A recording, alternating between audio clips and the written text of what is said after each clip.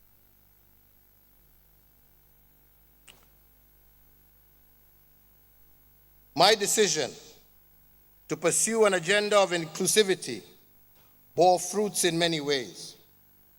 In the period from 2018 up to 2022, Kenya recorded some of its fastest development gains. It was the togetherness of the Kenyan people that allowed my administration to steer the country through the difficulties of COVID-19 that ravaged both lives and livelihoods.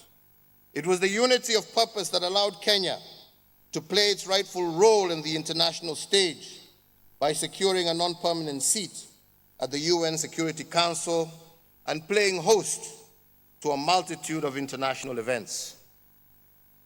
In 2022, it was this unity and sense of inclusion that allowed us to experience one of Kenya's most peaceful general elections while closing the year strong economically at a real GDP growth rate of 4.8%.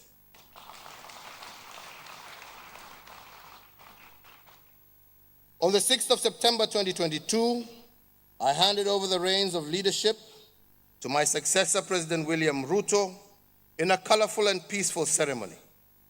It was a proud moment for me and for Kenya. No matter what was felt about the outcome of the elections, we stayed true to our constitution.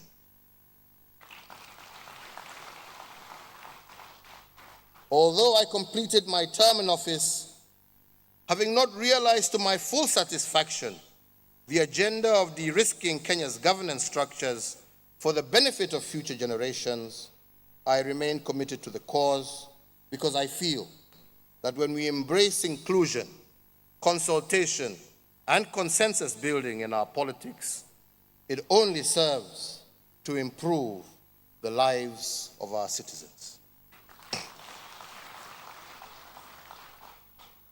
It is said that a day in politics is a very long time, and that politics remains the art of the possible. As I today settle into my retirement and shift my focus, time, and energy towards the peaceful resolution of conflicts on our continent, I remain alive to the fact that I must continue to play a part in fostering peace in my home country of Kenya. I use my voice and my platform to persuade, especially those in power, that a dialogue with those in opposition to their victory is not a weakness, nor is it a denial of their victory, but rather a much-needed tool that creates a more inclusive Kenya and that sets a forward developmental trajectory. A trajectory that meets the expectations of all in our society. And I remind that the mentality of winner takes it all can only result in division and retardation of our national development agenda. Therefore, dear friends, as you celebrate victory of an election and prepare to inaugurate a new president, remember that your victory is not just about numbers, as Western democracies would have us believe, but that the real victory will be how you will reach out to all the voices in Nigeria and how every Nigerian, from Katsina in the north to Port Harcourt in the south, from Bambana in the west to Maiduguri in the east, how they will all feel included in your victory and see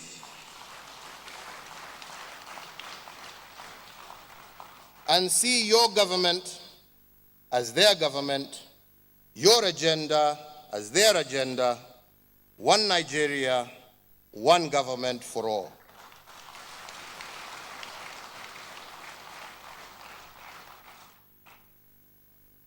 And if I may address His Excellency, the President-elect, President Tinubu, through you, Your Excellency, Vice President-elect, I speak to you as a brother, but also as an elder statesman in leadership.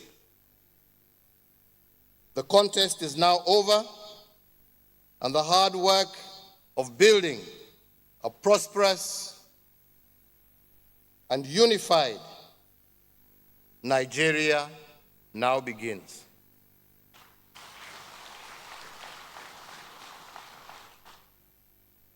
Upon assuming the office of President, you would be wise to transcend from the tactical politics of an election and assume your role as Nigeria's vision bearer.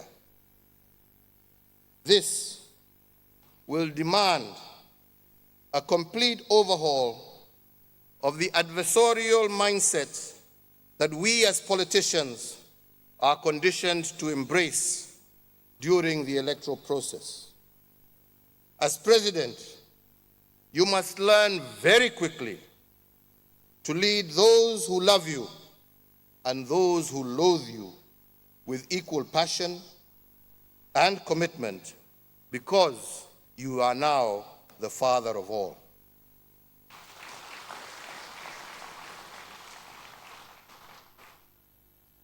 Your Excellency, when countries are in election mode, the people and its leaders are more divided than ever and boxed into their various sectarian and partisan interests. However, when you are the head of state and you take command of the country's armed forces, you become the embodiment of the sum total of the many different ethnic groups, religions that make up your country, and you become the symbol of unity. Indeed, you become the face of Nigeria. I encourage you to surround yourself with the voices of those who will counterbalance the hardliners that feel entitled to a piece of your office. You will lose nothing and gain everything by reaching out across the political, ethnic, and religious lines to those who may feel aggrieved by your victory in one way or another. Please allow them to exhale and be part of your vision for a greater Nigeria.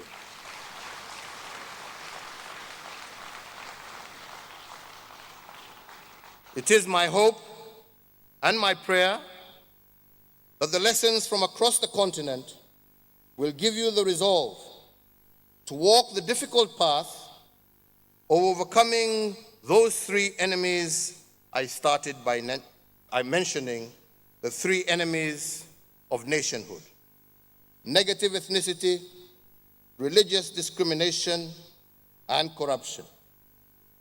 As your fellow African, I look forward to a Nigeria that emerges from this transition ready to flex and fight for its rightful place on the global stage with both hands at the ready. Your Excellency, President Buhari, I once again thank you for your leadership. I thank you for your friendship. Ladies and gentlemen, I thank you all very kindly for your attention. May God bless you all. May God bless the Federal Republic of Nigeria and her people, and may God bless Africa. Thank you very much.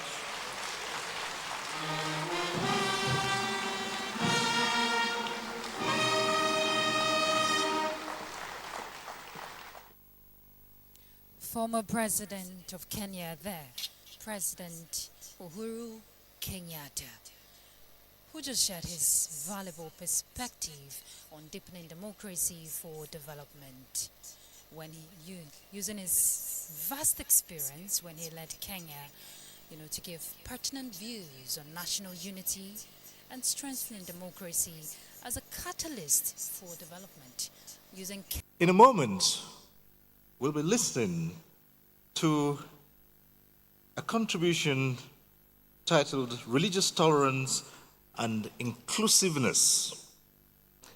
Let me take a moment to talk about the contributor. His Eminence Muhammad Saad Abubakar, CFR, MNI, is the 20th Sultan of Sokoto and President General of the Nigerian Supreme Council for Islamic Affairs, ascending the throne of his forebears some 17 years ago.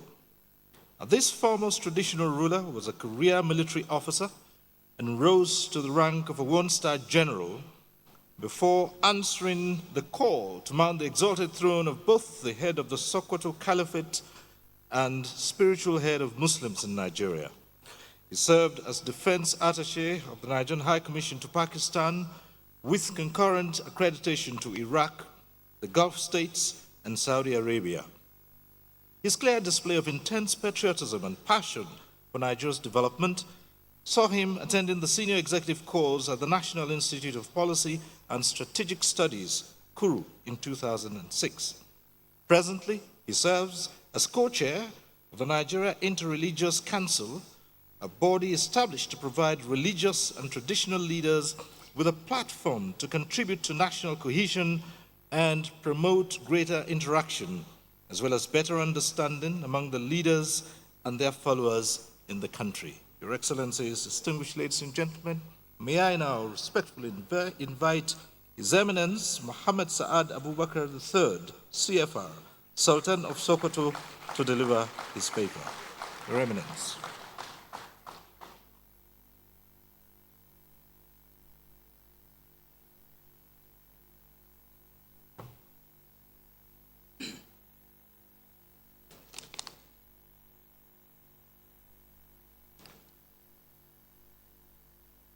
أعوذ بالله من الشيطان الرجيم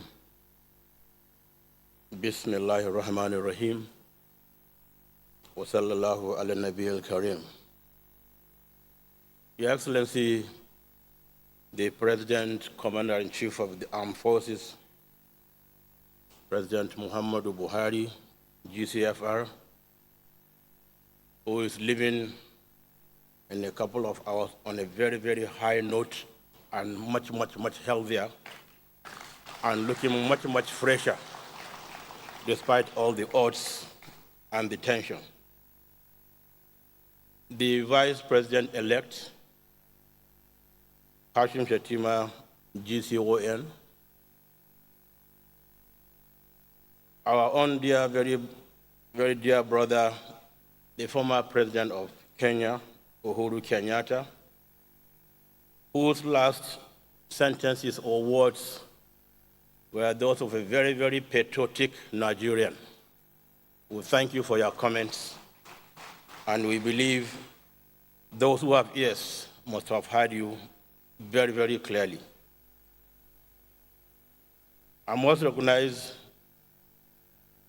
my co-contributors to this inaugural lecture, and of course, the owner of Ife, my own very dear brother, the co-chairman of the National Council of Traditional Rulers, and other distinguished leaders of this great country. I greet you all in the best form of greeting. Assalamu alaikum wa rahmatullahi wa barakatuh. We've just had a very, very interesting topic given to us by a highly experienced and respected elder statesman in our great continent, Africa, and the world. When you are called to speak after such a very eloquent lecture telling us what his experiences have been and are still going on in his dear country and Africa, and given the topic to speak on religious tolerance and inclusiveness, and also knowing and taking note that yesterday at the National Mosque we had a lecture which captured all the ingredients, or most of the ingredients, of religious tolerance and inclusiveness. I believe I shouldn't be saying much on that religious tolerance. Tolerance is what we have been working on the last 16 years as co-chairman of NAREC, together with the president of CAN, and I believe the SGF in the last 5, 6, 7 years had been the anchor and the arrowhead of our activities, so he knows a lot, and the government too knows a lot about our works for religious tolerance and understanding in this great country, Nigeria. So I will deviate a little bit, but not too off, because most of the things I'm going to say, if you put them together with what the former president of Kenya said, you'll find a lot of similarities. So I crave your indulgence to patiently listen in the next 8, 9, 10 minutes of Vice President, even though I was given 15 minutes. We all know why we have democracy. And we call democracy a government of the people, by the people, for the people. And such democracy we are supposed to practice or to have is to ensure development, peace and stability of our people. And without development, without peace and stability, there's no democracy. And you can't have democracy when you don't have good leaders to practice that democracy. So leadership is of utmost importance if you want to really practice democracy, move the country forward to the greatest heights. So I'll briefly talk about some of the things that I'm so very familiar with, what leadership is all about, because there's need for us to look at what we should do. I'll skip a lot of sentences or comments that people might not understand. But I want to start by expressing our deep gratitude to Almighty Allah subhanahu wa ta'ala, the Most High, for making it possible to witness the 7th consecutive democratic transition of power in our great country, Nigeria, without any major hitch or crisis. This in itself is a significant achievement in which both the winners and those who did not win, I don't call them losers, those who won and those who did not win share in the credit. The lecture from our distinguished speaker has been well conceived and delivered, and I believe we've all heard him. Our task here is to see how we can enrich the conversation by broadening the perspectives and propounding advice to the incoming administration of our great country on ways to improve on governance and development in an atmosphere of peace and security. Coming from a tradition of good governance that is informed by an intellectual tradition, which itself is an heir of a long tradition of governance going back to the empires of Ghana, Mali, and Songhai, perhaps my contribution should dwell on the writings of our forefathers who established the Sokoto Caliphate over 200 years ago. Being scholars, these leaders have left behind over 350 different works between the three prominent figures. I'll just provide some few snippets to take us through this short presentation. On the necessity of government, for example, Sultan Muhammad Bello said, "It is certainly known that if it were not for the power of rulers, no person would have been safe in his house, let alone in the wilderness.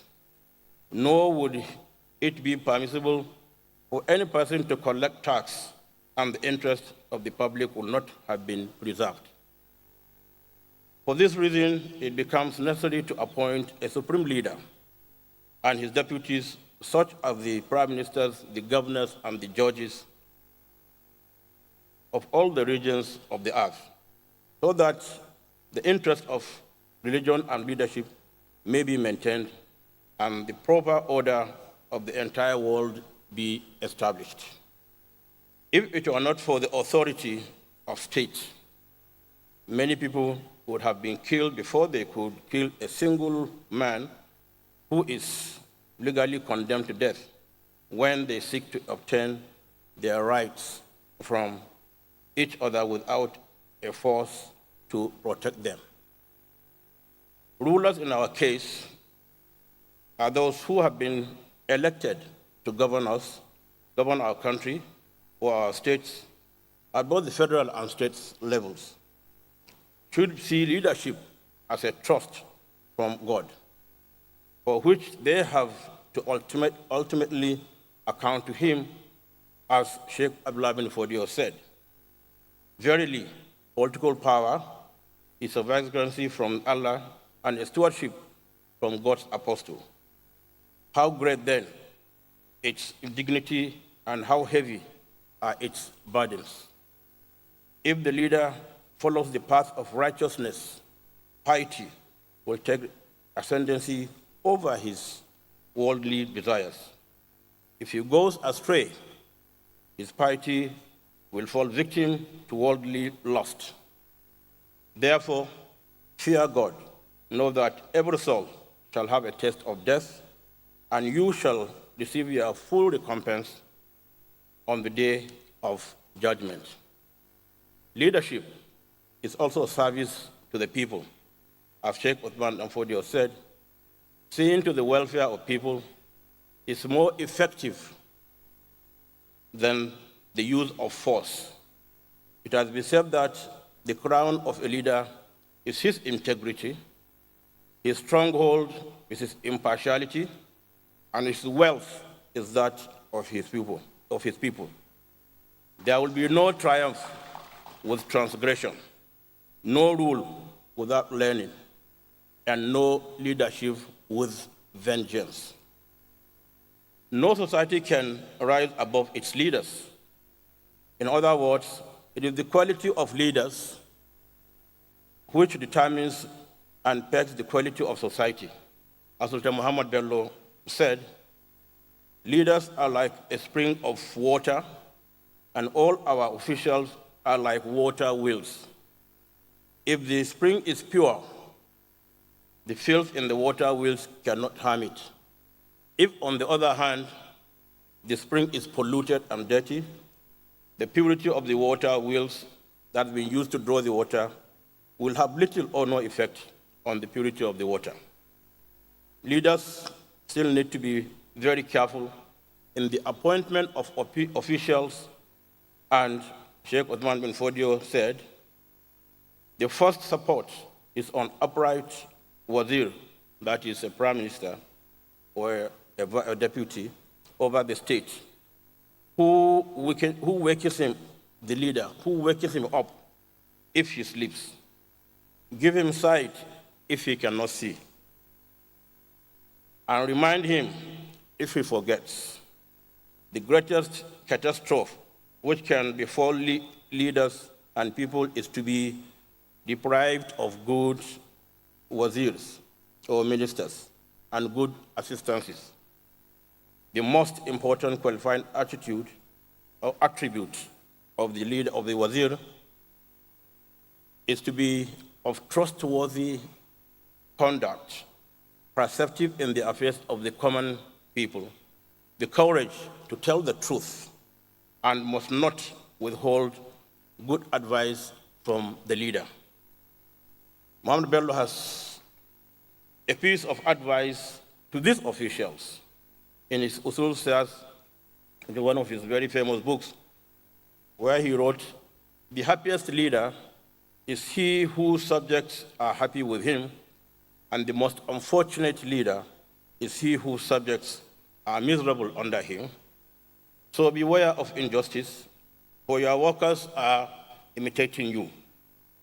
If you commit injustice, you will be like the animal in a green pasture, which eats so much that it becomes so fat, and that fatness is the cause of its destruction, as it will be slaughtered and eaten, unquote. Leaders need to understand those things that are necessary for a state to survive, and those that are capable of destroying polities. On this, Sheikh Uthman Danfodio wrote, one of the swiftest ways of destroying a state is to give preference to one particular tribe over another, or to show favor to one group of people over the other, and draw near those who should be kept away and keep away those who should be drawn near you. A ruler was asked when he had lost his throne, what brought your rule to an end? He replied, being intransigent in my views and neglecting to seek advice. Your Excellencies, distinguished ladies and gentlemen, these are some of the few remarks I want to make to draw attention of our incoming governors, presidents, and other leaders on the intellectual heritage which we have been talking about for decades, or for centuries rather, which I hope our elected officials will reflect on and find useful as they undertake the onerous task of children with the affairs of the state. I should also draw your attention to levels of poverty and ignorance in the land, and ignorance in the land only made worse by the rising population of this country, which is estimated by the United Nations to be well over 400 million by 2050, which will make Nigeria the third largest populated country in the world after India and China. As political leaders, you need not only think of the next election, but also, and more importantly, think of the next generation. I leave you with these thoughts and pray for God's guidance, wisdom, and patience, for our leaders to take our country to the highest height, and may we have peace and stability in our great country, Nigeria, and as we wish our incoming government most of the Allah's blessings in all what they do to take our country to the promised land, we call on all and all to give support, prayer, and stay in peace. And may Allah subhanahu wa ta'ala reward all of our leaders for what they have done for our country, and may He bring peace and stability. As I also leave you in peace, I say, wassalamu alaikum wa rahmatullahi wa barakatuh.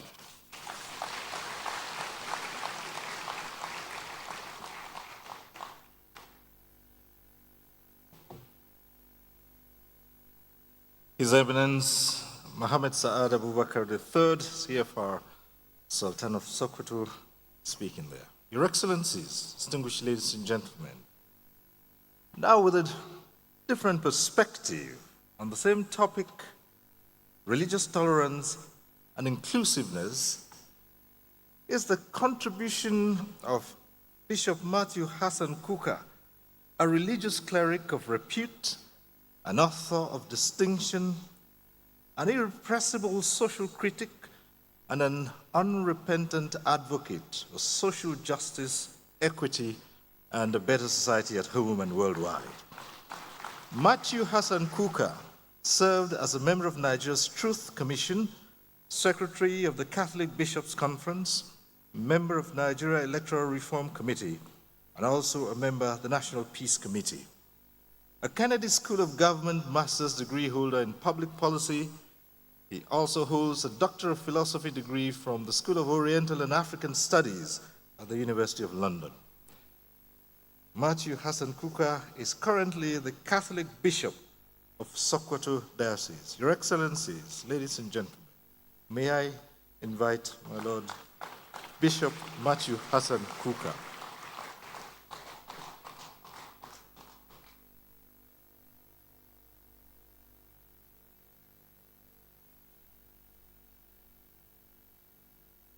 Your Excellencies, Mr. President and the Vice President and our brother, friend, the former President of Kenya, other distinguished ladies and gentlemen, I'm sure that many of you may already be nervous as to what Bishop Kuka is going to say.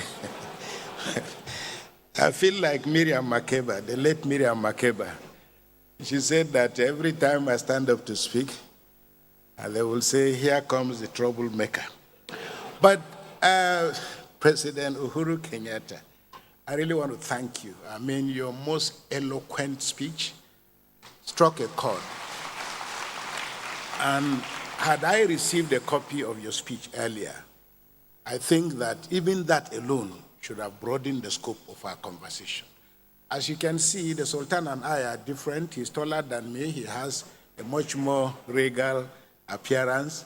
And he's spoken to you about the caliphate and its wonderful values. I'm a citizen of Nigeria living in Sokoto, but I'll come from a slightly different perspective, from the point of view of constitutionalism and constitutional governance and how all this fit into religion.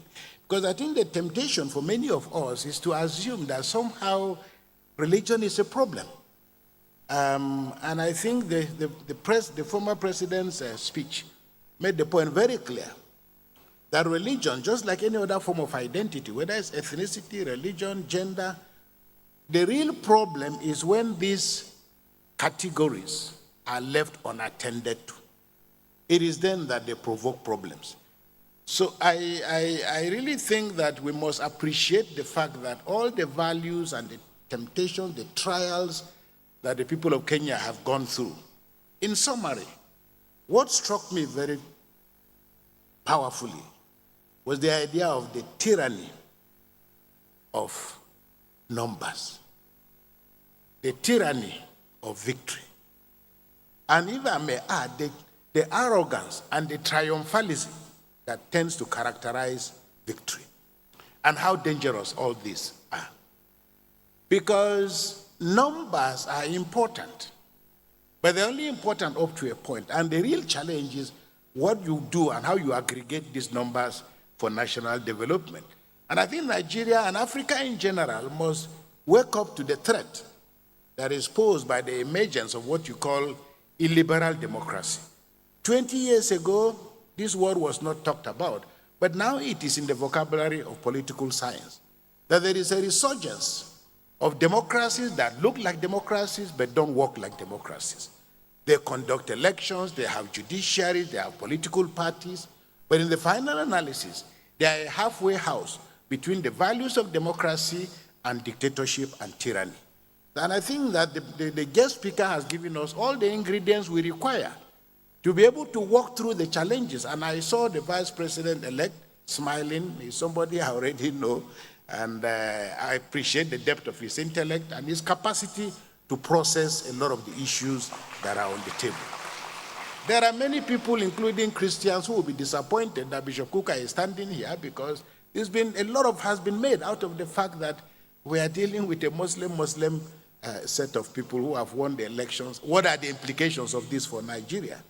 And of course, with one side of our mouth, we also say as Nigerians that we want people to be able to govern us, who love us, who cherish us, and who understand the principles of the management of diversity.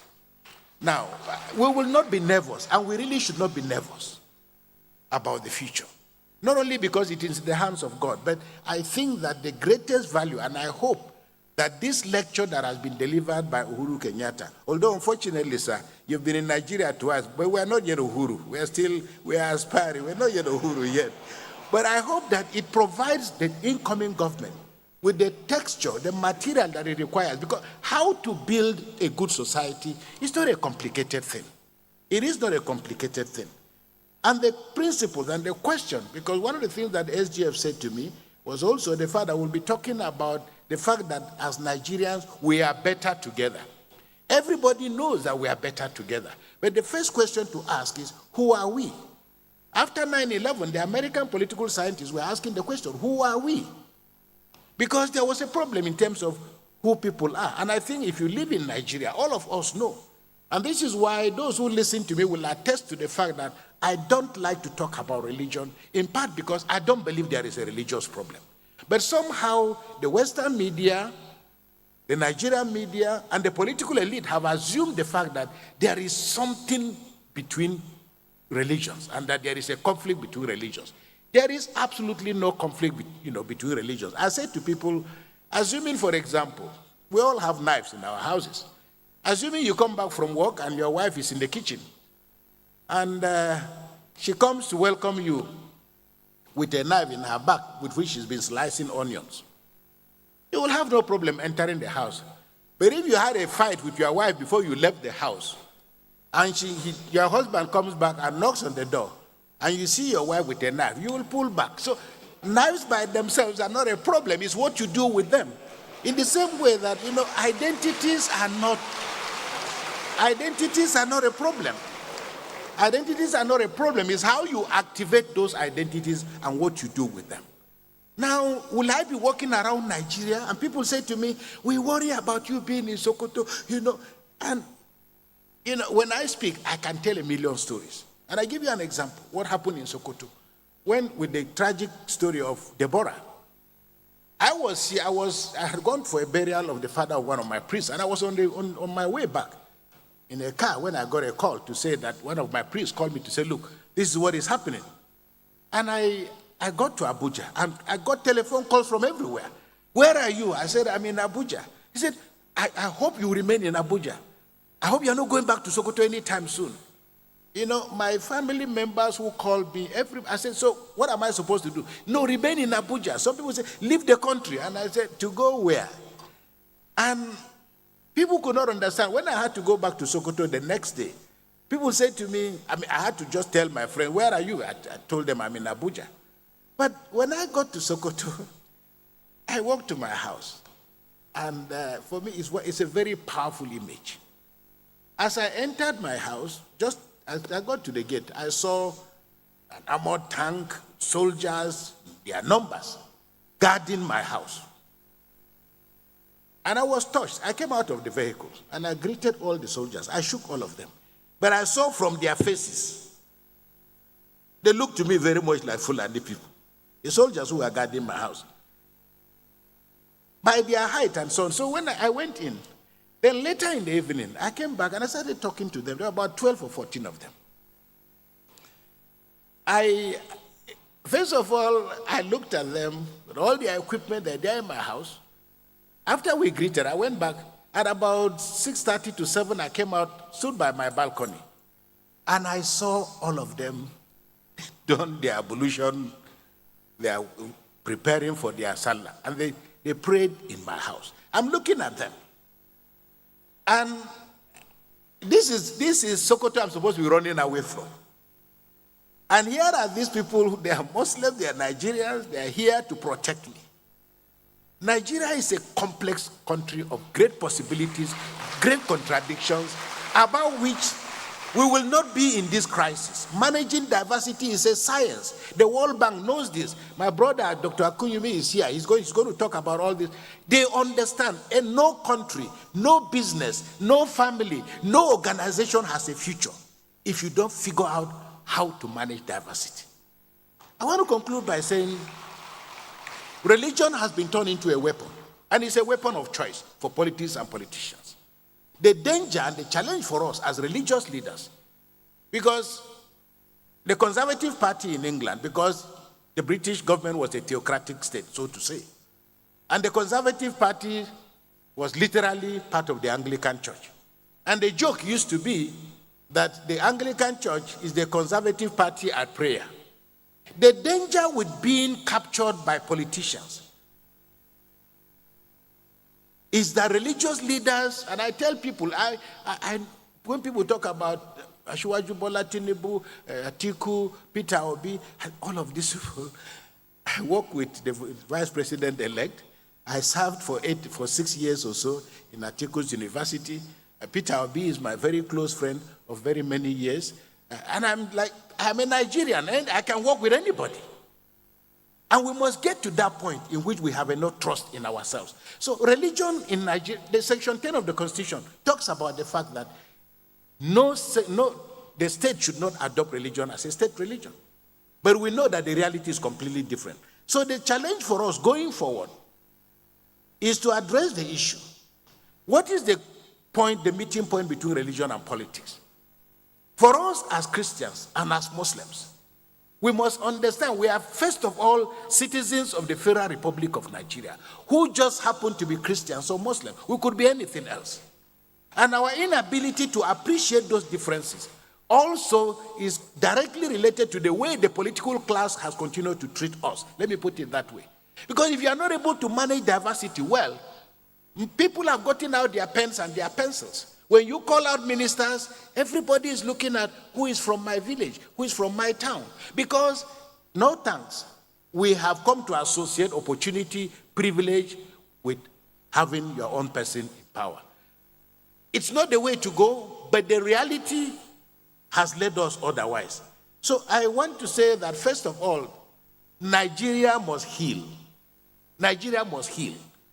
But we also must have the courage to identify the scars, the wounds, the injuries.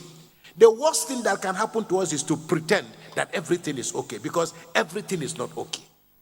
We have so many of our citizens who have lost their lives. We have so many of our citizens who are still in captivity. Managing diversity and managing differences is not about religious leaders talking together. It is about whether the state can create the kind of infrastructure, the guardrails, that can help Nigerians move as citizens of their country. But right now, there is how people feel because they are Christians or Muslims. There is how people feel because they are women. The levels and categories of exclusion are so tremendous and so immense. So I hope that going forward, the things that the guest speaker has spoken about most eloquently, that is, how do you manage victory? How do you manage victory? How do you mutate from being a politician who was contesting election to being a politician who has won elections? Very often, and what is clear to us in Africa, why religion, why ethnicity, why all these things continue to injure our countries, is largely because we have not come to terms with the fact that power is just about, as somebody said, our turn to eat. Michaela Wrong's book, I know Michaela pretty well. She autographed a copy of her book. But her arguments were most eloquent because her arguments were largely, if the Kalenjin did very well under Arab Moi, and if your dad and Mwai Kibaki and other people who are, if they've done well, it was almost natural that the man contesting for election against you will say, it is our own turn to eat. And we can see what power has been. Therefore, it is our turn to continue with the things that other people have done, privilege their community, privilege their... So we cannot grow a country like this. We will remain volatile. And as you see on a racetrack, everybody stands or kneels differently. There is no advantage. The locations may be different. But when the gun is fired, the man who is right closer to the inner part of the ring is a little bit away. We don't expect that all of us will finish, but let us create an environment in which all of us can compete. And we will win according to our energy and our speed. I used to have a parishioner, and she came to me and she was complaining. You know, when the WAEC, that is the local school examination, when they are over, most people will come to you and they say, my son passed WAEC. But if they don't pass, they say, WAEC failed my son. So the challenge for us in Nigeria is to create a situation in which all of us can compete. We will never win the same prize. But let there be, as His Eminence the Sultan said, let loss of elections not be a punitive, because the problem with Africa, when you lose the elections, you don't get a chance to get back in. When you lose the elections, you can lose your life. But it also means that there will be no road to your village, that there will be no water, and African politics must remain and will remain violent unless and until we find an equilibrium in which, one, we are citizens of a country. My constitution allows me the right to stop being a Catholic or to stop being a Christian today. His Eminence always jokes with me. He says to me, they sent you to Sokoto so that we can convert you and make you a Muslim. And the Constitution allows that. But I also let him know that I'm looking forward to the day that I will also either baptize him. But we can talk about that. But the challenge for those, and I want to end by saying, right now, 133 million Nigerians are suffering from various levels of multidimensional poverty. Okay? I have not turned the light and seen a part where Muslims are living that they have light. I've not seen a part of the country where Muslims are eating and the rest of us are not eating. So we must come to terms with the fact that we are not bleeding. We are not suffering because we are Christians or Muslims. But we are in a country that is malfunctioning. How to make that country work for the rich, for the poor, for the aged, and for everybody is a challenge. It's not a challenge that everybody can win, but I think it's a challenge that a government that appreciates it doesn't have all the answers must come to terms with the fact that there is a way of looking for and finding answers. I would like to just end by saying, and I make the point very clearly, it is in the struggle with the problems of Nigeria, I remain exceptionally optimistic. I travel the world. People say to me afterwards, where do you find this courage to say that Nigeria is working? When you say, okay, it may not be working, but this is one of the most beautiful countries in the world. And I'm not being flippant. When I went to the United States of America to study, I preached in a church. The parish priest called me and said, listen, you speak with such eloquence. I'd like you, we'll get you a green card. You can settle here in America. And I looked at him. I said, this God is a wonderful God. You are giving me a green card. My passport is actually a green passport. So what am I doing with a green card? So the young Nigerians who are living in our country, I always say to them, no, I'm not worried. Really, I'm not worried. Let them go. It's for the good of the country. The challenge for us as Africans is to think the way the Asians have thought. That is, you go to Europe, you go to America with a purpose. But that purpose means coming back to develop your country. But it also means that that country must create an environment in which you can feel confident to come and present the gift that God has given you. I have two young men. They're in America. They just finished from a prestigious university. I say, when are you coming home? They say, Bishop, coming home to do what? I said, no, coming home to... He said, we don't have an uncle who is a senator. We don't have anybody in government. What are we coming to Nigeria to do? So, Mr. Vice President-elect, the challenge for you is to make this country believable, livable, credible, so that all of us together can stand in one tent and build a great nation. Once again, Secretary to Government, I want to thank you and thank the organizers for inviting me. God bless you and God bless our country. His Lordship, Most Reverend Dr. Matthew Kuka, Bishop of the Catholic Diocese of Sokoto, who just spoke on religious tolerance and inclusiveness. Of course, we know that Bishop Kuka is renowned for his work in promoting interfaith dialogue. He shared insights on fostering religious harmony and inclusivity as vital tools of Nigeria's democratic growth, painting a picture on the true essence on the dividends of democracy, which is hinged on peace, stability, and progress, while calling on Nigerians to look beyond our differences and embrace one another by managing our diversity, working together to build the Nigeria of our dreams. If you're just joining us, this is the 2023 Presidential Inauguration Lecture. To the message, Amina J. Mohammed, GCON, who served as advisor to 4 successive presidents of the Federal Republic of Nigeria on poverty, public sector reform, and sustainable development. She also served as Minister of the Federal Republic of Nigeria. She is presently the Deputy Secretary General of the United Nations and Chair of the United Nations Sustainable Development Groups.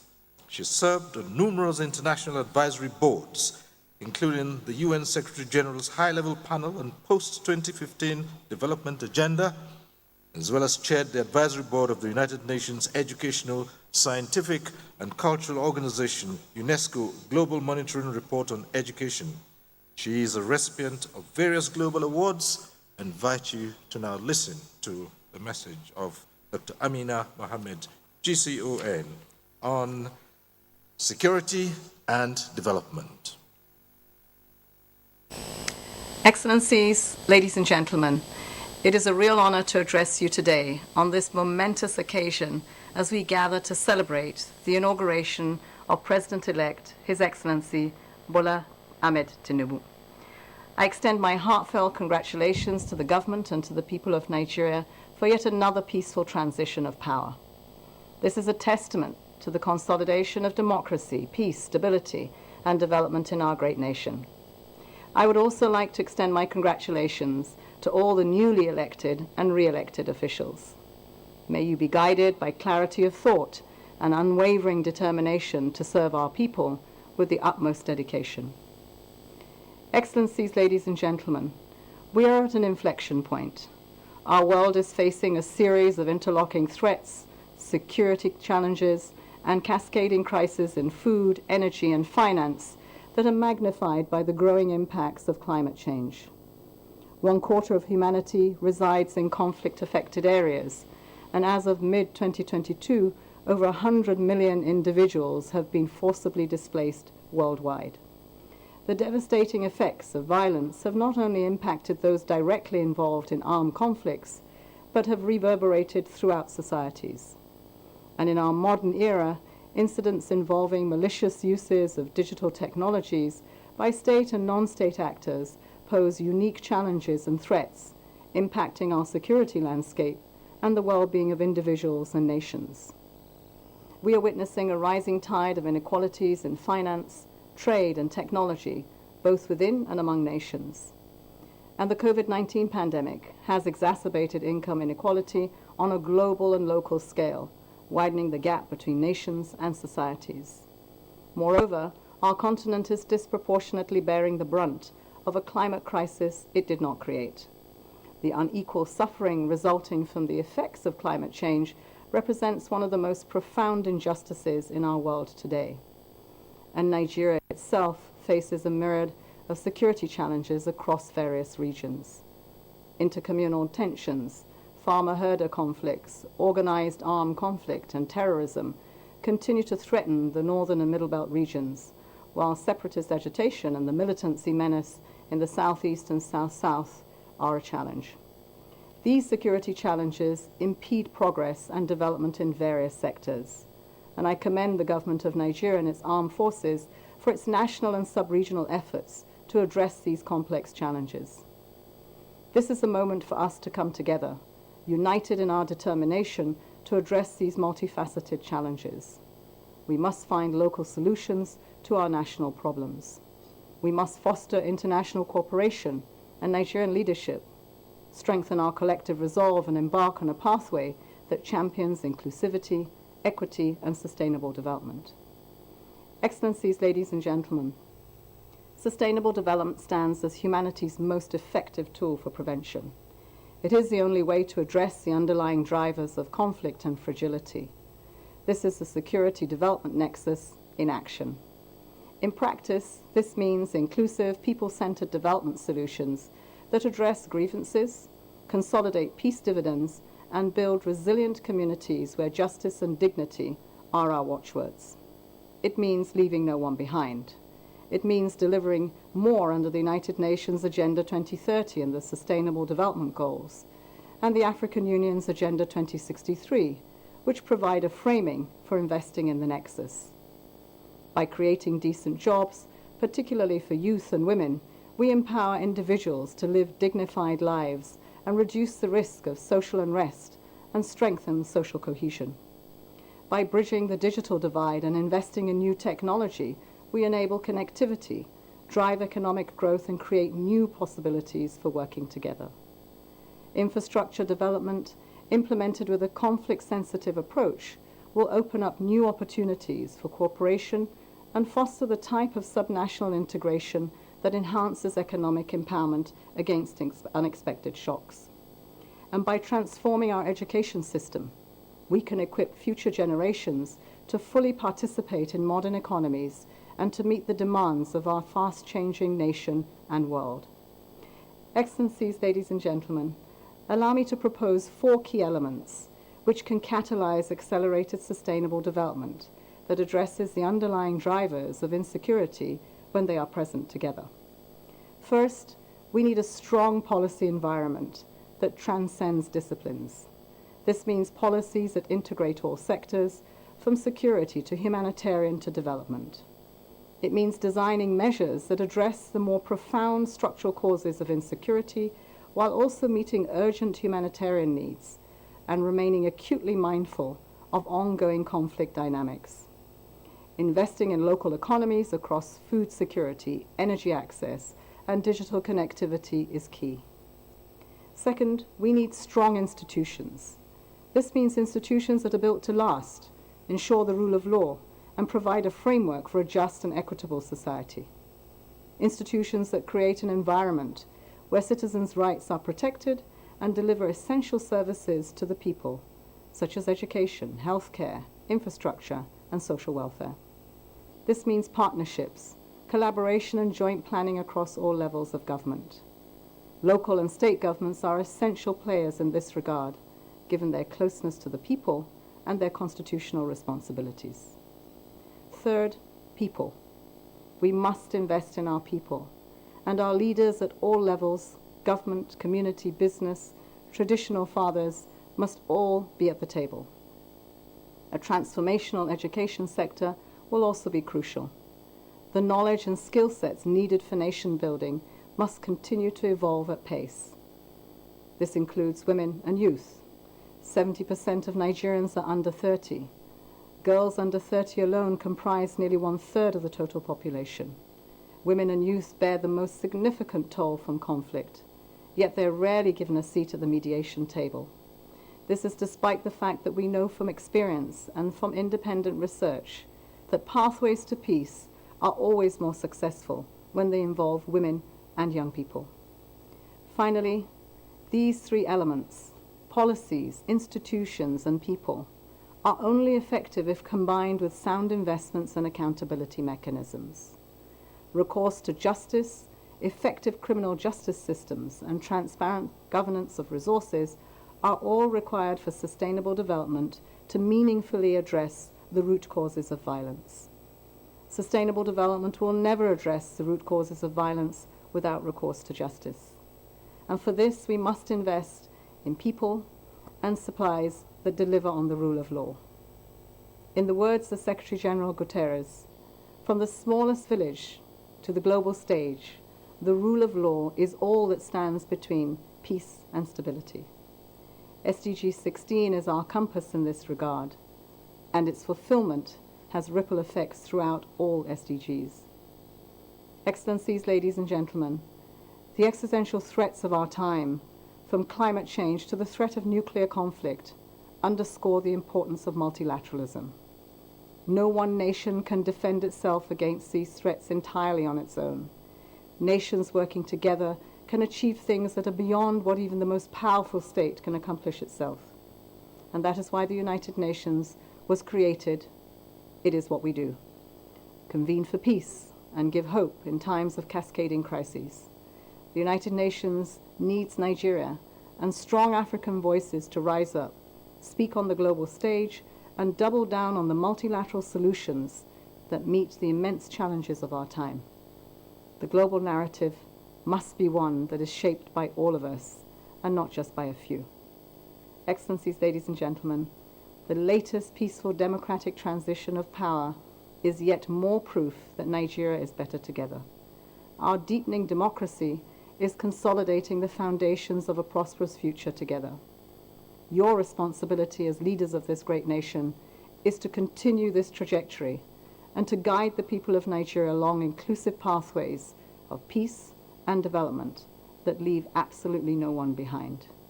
It is time to be humbled by the weight of this responsibility for over 220 million Nigerians. And we at the United Nations are committed to helping you achieve a peaceful and prosperous Nigeria where all Nigerians will thrive. I thank you.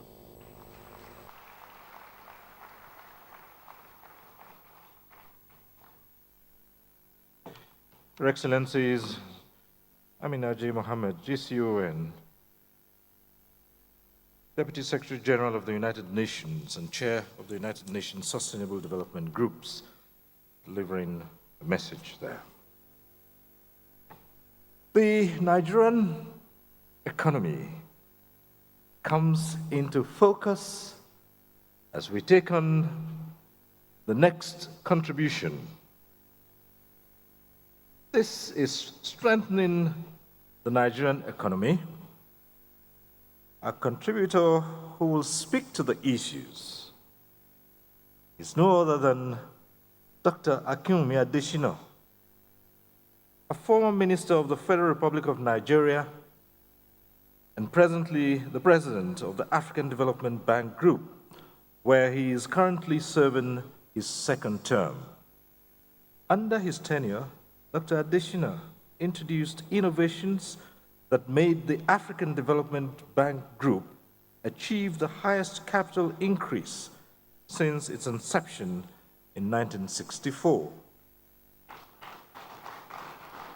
Dr. Adeyeye has been honored with several awards, and in 2017 he was conferred with the World Food Prize, also known as the Nobel Prize for Agriculture.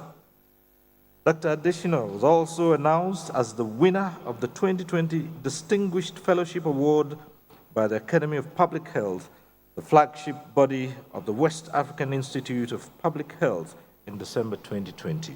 Your Excellencies, distinguished ladies and gentlemen, Dr. Akinwumi Adeyeye, President, African Development Bank, AFDB, strengthening the Nigerian economy.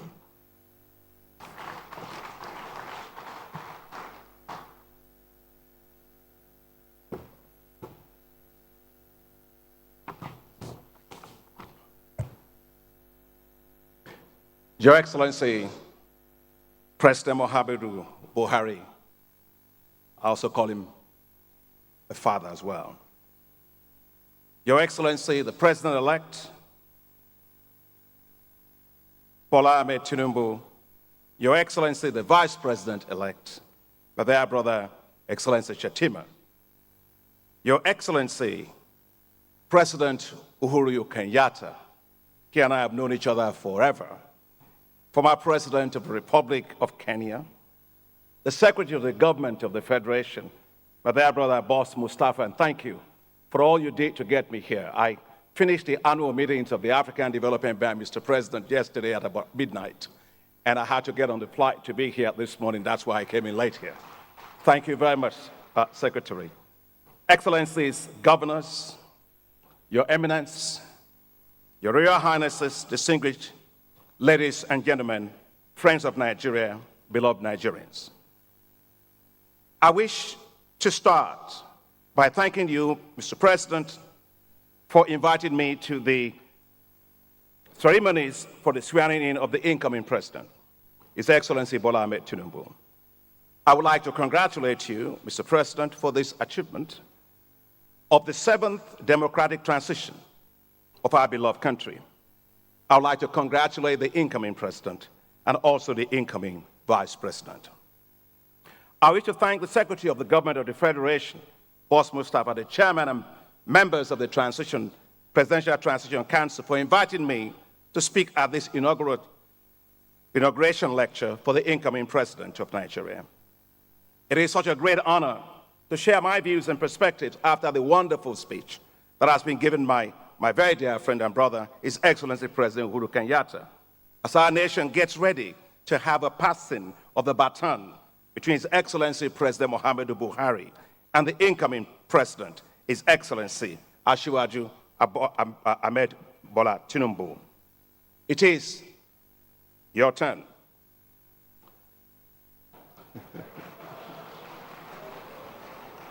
I wish to congratulate you, Mr. President, for your stewardship against difficulties of our nation for the past 8 years. And thank you most sincerely, Mr. President, for your support for me as President of the African Development Bank. People say great things about what, by God's grace, we've been able to achieve. But unless I was sent on a mission and supported on that mission, it would not have been possible. I'd like to thank you, Mr. President, because without your support in 2015, and you're standing beside me and behind me in the rough times of 2020, I will not be President of the African Development Bank. Mr. President, I was brought up as a kid to always go back to their elders and thank them. And we always say that the person who sent you on an errand is the person you go back to thank and give the report back to. And so I'll just say two things as I thank you, because I will not have another opportunity to thank you. The African Development Bank, Mr. President, was ranked this year as the most transparent financial institution in the world. And last year, Your Excellency, Mr. President, the African Development Bank was ranked as the best multilateral financial institution in the world. And so as you take leave as President, please accept my deepest gratitude, because without your support, I wouldn't have been there. And I want to thank you so much that you can take pride in these achievements as you go. And my dear brother, Bishop Kuka, was talking about Nigerian. I am proudly Nigerian. I will live as a Nigerian. I'll die as a Nigerian. And I'll ask God for permission on Resurrection Day if I might just hold a green, white, green flag in my hand, and that would be great. I would like to congratulate the incoming president, His Excellency Bola Tinubu, GCFR, who will take over the mantle of leadership from Nigeria from you. I'm delighted that my very dear friend, President Uhuru Kenyatta, the former president of Kenya, was invited to deliver the inauguration lecture. He is a great leader, not only in Kenya, a great leader for Africa. And I'm sure you must be wondering, there are actually two Kenyans that are actually here on this panel. Well, I lived in Kenya for many, many years, 10 years in Kenya. And I remember one day, President Goodluck Jonathan took me on a mission to Kenya, and we went to see President Uhuru Kenyatta. And as the two presidents were introducing members of their delegations, President Jonathan said to President Uhuru Kenyatta, "Here is Dr. Adeyeye, Minister of Agriculture," to which President Kenyatta responded, "Yes, Adeyeye is the Kenyan on loan to Nigeria." We all laughed. Thank you, Mr. President Kenyatta, for what an incredibly powerful speech you gave us today. Very, very insightful. Your Excellencies, the election of a new president always elicits hope. Nigeria will be looking to you as President Tinubu and Vice President Shettima on your first day in office with hope. Hope that you will assure security, peace, and stability. Hope that you will heal and unite a fractious nation. Hope that you will rise above party lines and forge a compelling force to move the nation forward with inclusiveness, fairness, equity, and justice. Hope that you will dramatically improve the economy, which is what I'm going to talk about today. And hope that you will spark a new wave of prosperity. And hope must be brought to the present, as hope deferred makes the heart grow weary. Your Excellencies, the starting point must be macroeconomic and fiscal stability. Unless the economy is revived and the fiscal challenges addressed boldly, the resources to develop will not be there. No bird can fly if its wings are tied.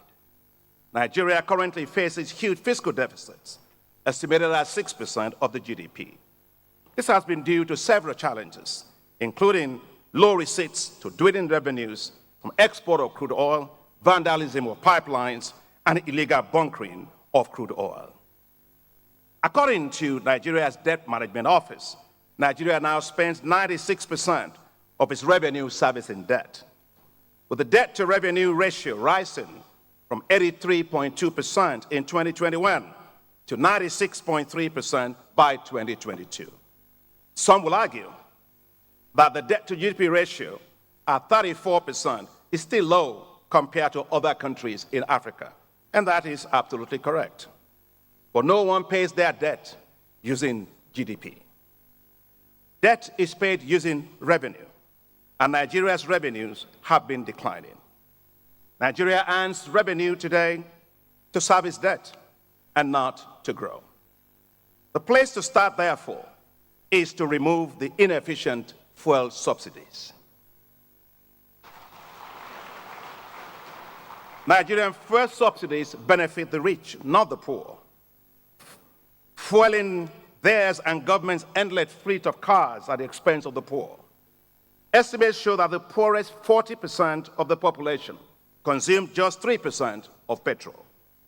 Fuel subsidies are killing the Nigerian economy, costing the economy of Nigeria $10 billion alone in 2022. Now that means that Nigeria is borrowing what it doesn't have to borrow for.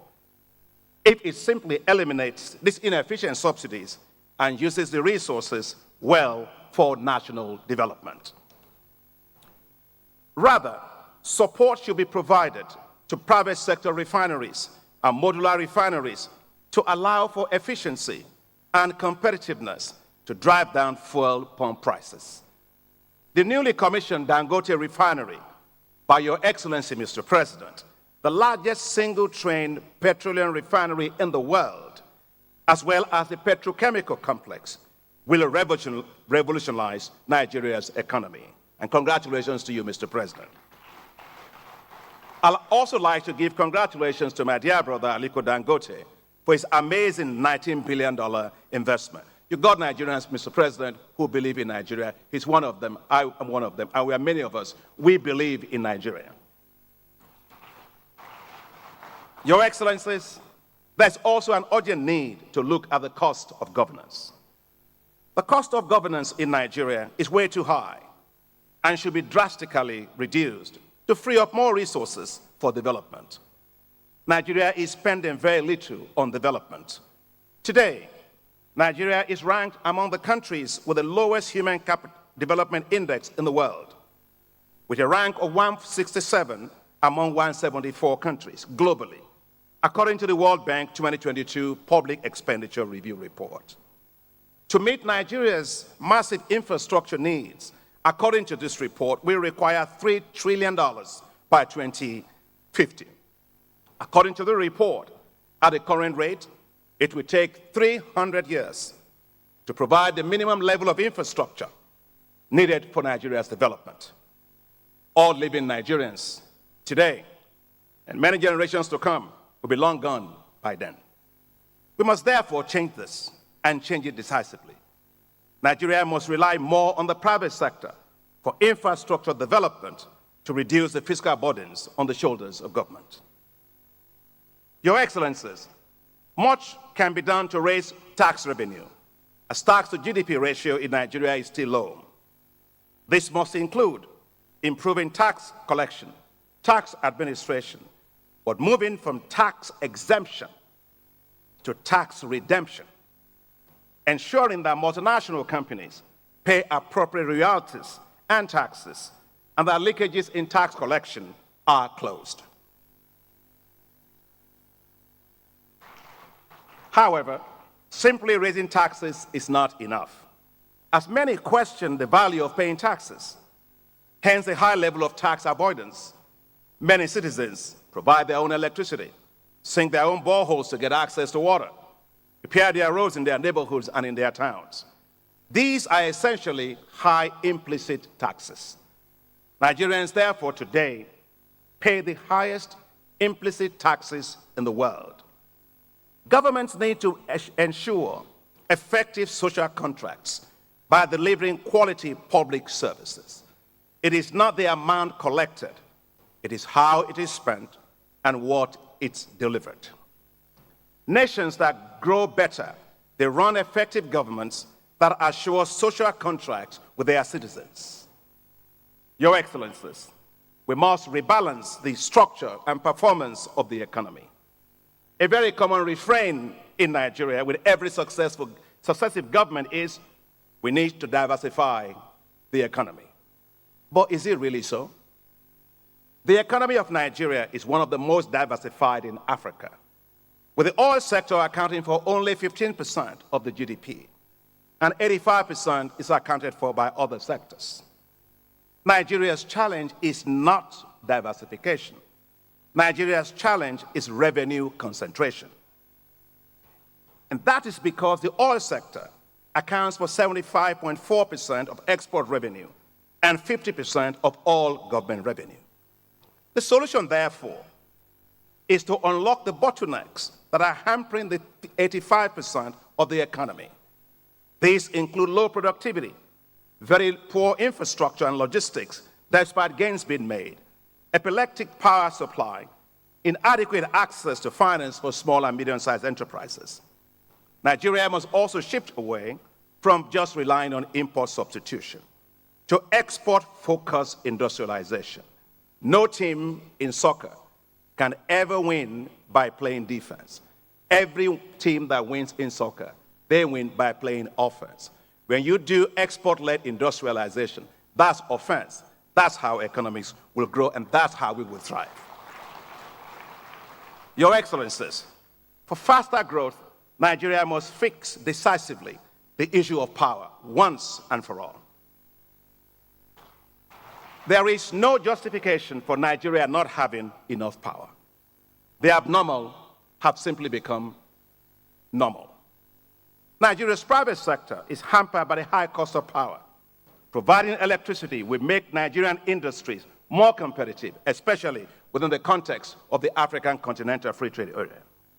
And it's actually not brain surgery. Let me give two examples, Kenya and Egypt. With the support of the African Development Bank, working with President Kenyatta, he was able to expand electricity access in Kenya from 32% in 2013 to 75% in 2022. What an incredible achievement in just a period of 10 years. Today, 86% of Kenya's economy is powered by renewable energy. And one project where I came to visit with the President is called the Last Mile Connectivity Project. With the bank's support, it allowed Kenya to connect the poorer households, 2.3 million of them, to electricity. And that's 12 million people provided with affordable connection to grid power. Thank you, Mr. President. It was a fantastic program. I'm just coming from Egypt. In 2014, Egypt had electricity deficit of 6,000 megawatts. But by 2022, Egypt had 20,000 megawatts of surplus power generation. Amazing. So it can be done. I'd like to commend the federal government under the leadership of the President for the tireless efforts being made in this area, with recent commissioning of several power projects across the country, and with so much private sector. But still much needs to be done. Nigeria should invest massively in renewable energy, especially solar. God loves Nigeria because solar, we got sun all the time in Nigeria. And that's why the African Development Bank is implementing $25 billion in what we call Desert to Power program to provide electricity for 250 million people all across 11 countries, including all the Sahel and including all of northern Nigeria. Your Excellencies, for inclusive development, which my dear sister Amina Mohammed just spoke about, Nigeria must completely revive its rural areas. Nigeria's rural areas are forgotten and have become zones of economic misery. To revive and transform these rural economies, we must make agriculture their main source of income, a business, and a wealth-creating sector. To be clear, agriculture is not a development activity. It is not a development sector. Agriculture is a business. The development of special agro-industrial processing zones will transform agriculture in Nigeria, add value for agricultural value chains, and attract private sector food and agriculture businesses into these rural areas. Special agro-industrial processing zones will help to turn the rural areas into new zones of economic prosperity and create millions of jobs. The African Development Bank, with your support, Mr. President, Islamic Development Bank, and the International Fund for Agricultural Development are currently supporting Nigeria to implement a $518 million special agro-industrial processing zone program in 7 states of the country. And we've received, and the FCT, already we have requests from 19 states to have that done. We are ready, Mr. President, and incoming Mr. Vice President and incoming President. We are fully ready to help you to expand this into every single state in Nigeria. And we are equally ready to help to revamp agricultural lending institutions to help modernize food and agriculture sector. Your Excellencies, the best asset of Nigeria is not its natural resources. Nigeria's best asset is its human capital.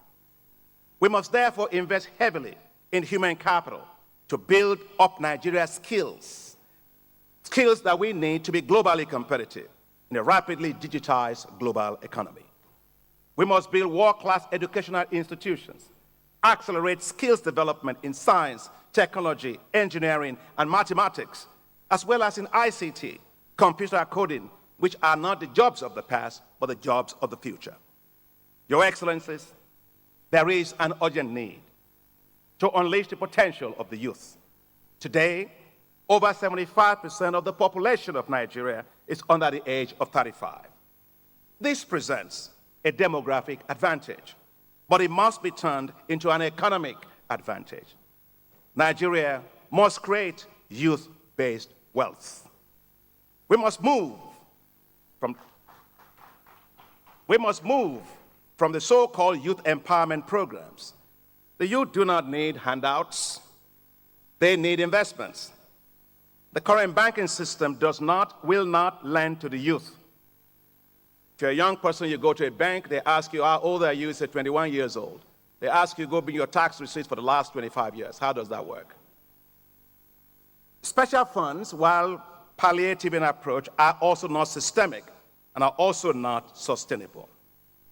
What is needed to unleash the entrepreneurship of the youth of Nigeria are brand new financial ecosystems that understands, values, promotes, and provide financial instruments and platforms for nurturing business ventures of the youth in Nigeria at scale.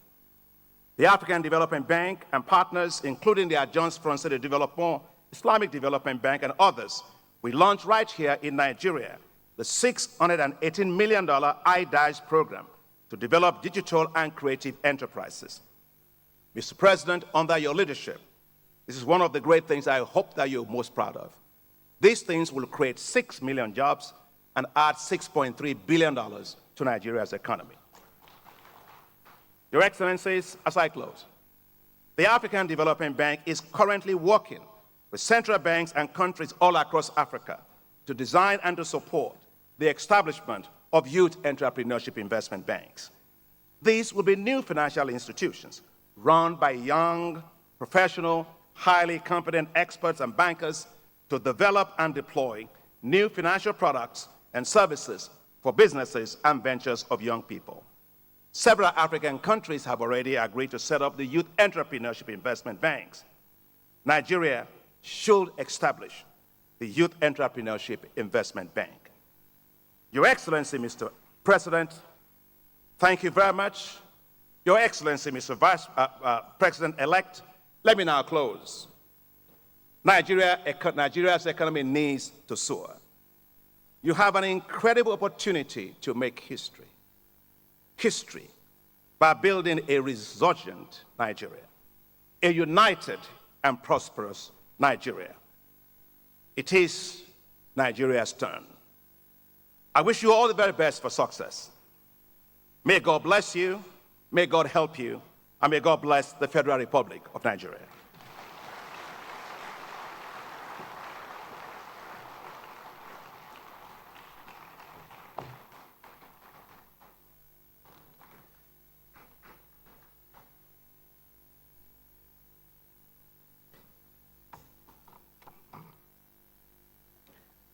Dr. Akinwumi Adesina, President, African Development Bank, speaking on strengthening the Nigerian economy. Your Excellencies, distinguished ladies and gentlemen, a lot has been spoken about youth inclusiveness and perspective of the youth. In this inauguration lecture now comes with the next contributor, Dayo Israel, a holder of the LLB and Master of Arts in International Relations. He was named one of the 100 most influential people of African descent under 40 as part of the 2017 celebration of the UN Decade for People of African Descent at the One UN Plaza in New York. Dayo is a member of the British Council Global Changemakers Network, Connecting Futures Program, and a fellow of the US State Department International Visitors Leadership Program, which has produced over 400 heads of government globally. Presently, he's serving as the National Youth Leader of the All Progressives Congress, APC, in Nigeria. Your Excellencies, distinguished ladies and gentlemen, Dio Israel, National Youth Leader, All Progressive Congress, speaking on youth inclusiveness.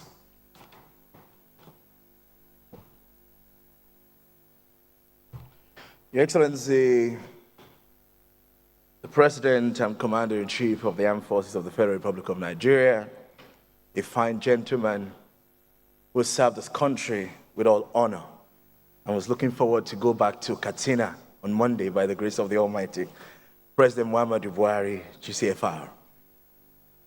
Please clap for the President. My father, the President-elect of the Federal Republic of Nigeria, Bola Tinubu, GCFR, ably represented here by the Lion of Borno. As a matter of fact, the Lion of Northeast of Nigeria, distinguished Senator Kashim Shettima, GCON, Excellency Abari Yaku, the former President of Kenya, President Uhuru Kenyatta. I love Kenya a lot. I've been there a few times. And it's always great to listen to you speak, Mr. President. Excellency, the national chairman of my great party, my own direct boss, distinguished Senator Abdullah Adamo. Let me, of course, the Deputy Speaker of the House of Representatives, the SGF, I'm very grateful for the honor to be here. All the distinguished guests present, including my Deputy National Chairman. I'm a party man, so please allow me, and the National Secretary of my great party, and my wonderful youth leaders of my party who are present here, other protocols duly extended. It is such an honor for me to stand here on this stage. I had a similar honor in 2002, October 1, when President Obasanjo was hosting his Independence Day event, and he hosted the Summit of Nigerian Children, ICO, and I had the honor of representing the children of Nigeria on this podium at that event. And a few years later, I'm here today representing the youth of Nigeria, in particular the youth of our party. And I want to begin by telling you a story. I love stories. A young boy was trying to kill a bee, and the father said to him, "Stop, don't do that." And the boy said to the father, "Daddy, what's wrong? It's just a bee." And the father said, "Don't you ever say it's just a bee. It's not just a bee. Because without this bee, thousands of plants around the world would go unpollinated. Without this bee, the rates of fruit and vegetable produce would decline and lead to famine. Without this bee, many crops would die and farmers will go bankrupt. Without this bee, the world will go without honey, and we will eat our pancakes dry. It's not just a bee." And that reminds me that the bee here we're talking about is the wonderful young people of Nigeria. We're not just young people. We're not just youths. We're the lushness of this green land. The best resource, like Dr. Akinwumi Adesina spoke about, that Nigeria has to offer. The best export of our great nation, the Federal Republic of Nigeria. We may look insignificant, but we're over 60% of the population of this country, and more importantly, President Buhari, we are your tomorrow.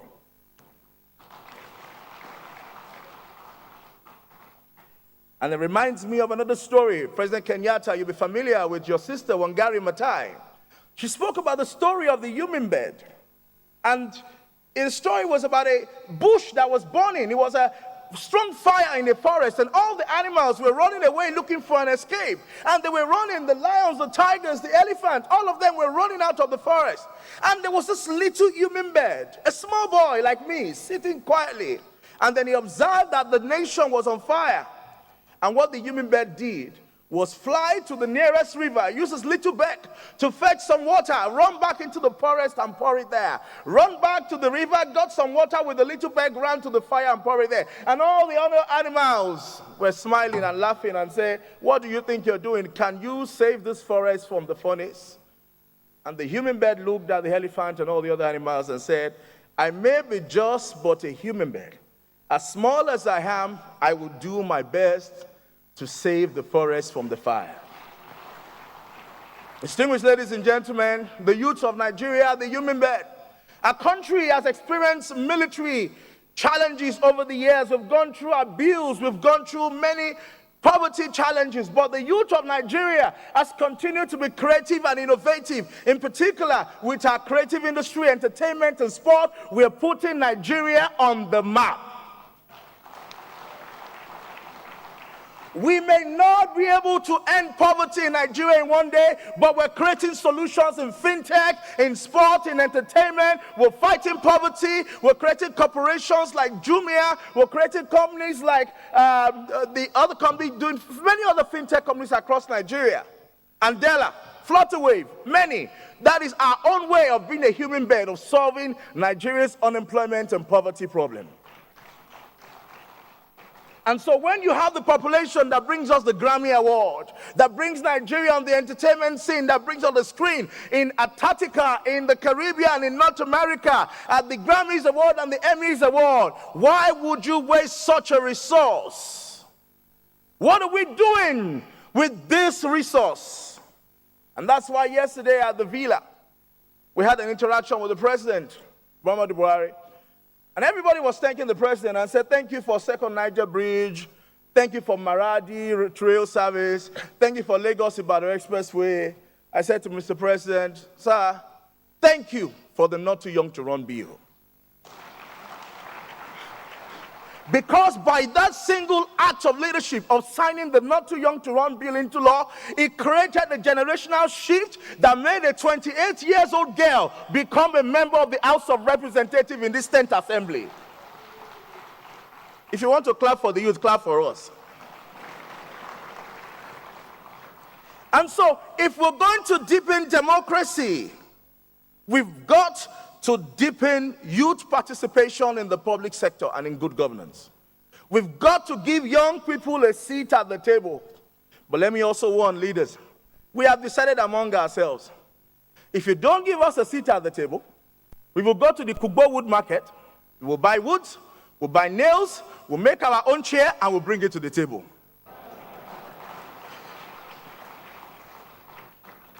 We must deepen youth participation at all levels. At local government level, at House of Assembly level, at governorship level, at the Senate, National Assembly, and even at the top level. And that's why as I traveled across the country, campaigning for Bola Tinubu, went to 33 states on my own, with my team of youth leaders engaging the youth in the community. Our message was simple. The Tinubu presidency is going to be an inclusive administration for young people, because it's going to come and work with us to build a Nigeria for us. The reality is that a future for us without us is not a sustainable future. And that's why, as government, as people, we have a role to play. We have a lot to do. And to do that, we need to ensure that we create platforms for young people to get involved. And not just platforms like Youth Parliament or Youth Council. I was a former Deputy Senate President of the Nigerian Children's Parliament. So you can call me Distinguished Senator Dayo Israel. But beyond all of those youth platforms that we get, young people must begin to play mainstream politics. Their importance, you can never overemphasize it. I won't be standing before you here today, but for the opportunity to be in the Children's Parliament, to be a one-day commissioner for information under Bola Tinubu in Lagos State under his one-day governor program, and also be a member of the British Council Connecting Futures program, the IVLP program, the Global Changemakers program, and many other activities created to give young people a chance. Those years of programs and activities prepared me, and I think that we need to do more to intensify platforms and opportunities to prepare the young people for the future. We need concerted effort to raise the next generation of Thomas Sankara, Patrice Lumumba, Kwame Nkrumah, and because President Kenyatta is here, Jomo Kenyatta. We need to consciously create the next generation and build and mentor the next Muhammadu Buhari, the next Asiwaju Bola Tinubu. Because Asiwaju did not get here in one day. It was a combination of many years, over 30 years of participation in governance preparation for where he is today.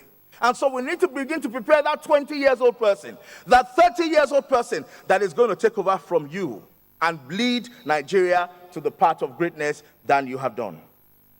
There are many like us who are out there, and you know that children are like arrows in the hand of the mighty. In other words, if you are a mighty man, you're going to war, you have an arrow in your hand. If you keep the arrow in your pocket or in your bag, it's useless. You've got to stretch your bow. You've got to pull back the arrow. That is only when it can bring you results. You've got many young Nigerians who are filled with talent, who are filled with skills. They're not perfect, but responsibility. And we're doing our best on our own. We're building empires in techs, in corporate financing. We're raising capitals, even more than some banks. Many we are the ready generation. We only need an opportunity. We only need a seat at the table. We have excelled in sport. We've put Africa on the map. We have created results. We only need intergenerational collaboration because we're also responsible for the future of this country. We are going to be living in that future. And that's why, as I begin to wrap up, I want to take another wisdom from Joel chapter 1, verse 28. It says, in the last day I will pour my spirit upon flesh. And it says, your sons and daughter will prophesy. In other words, they will speak of the things that have not happened. It means they will be futuristic. They see tomorrow and they can begin to walk into creating that tomorrow. So if we have the capacity to create tomorrow, then you need to give us a seat at the table to help you build tomorrow. It says, and your old men shall dream dreams, and your young men will see vision. We need to help our young people, not just to see vision, but to run with that vision by building their capacity. And that's why I'm going to go into 3 different action points for all of us before I sit down. Action point number 1 for government. As government leaders, Vice President Shettima, the administration of the Tinubu Shettima must prioritize giving young people tools to become equal discussion partners like I am today. You must prepare us, provide a platform at which we can be more than just essays and SLAs and PAs, essay media, to give us real assignment, give us challenges. Let me borrow the word of Caleb in the scripture. Give us this mountain. But you must prepare us.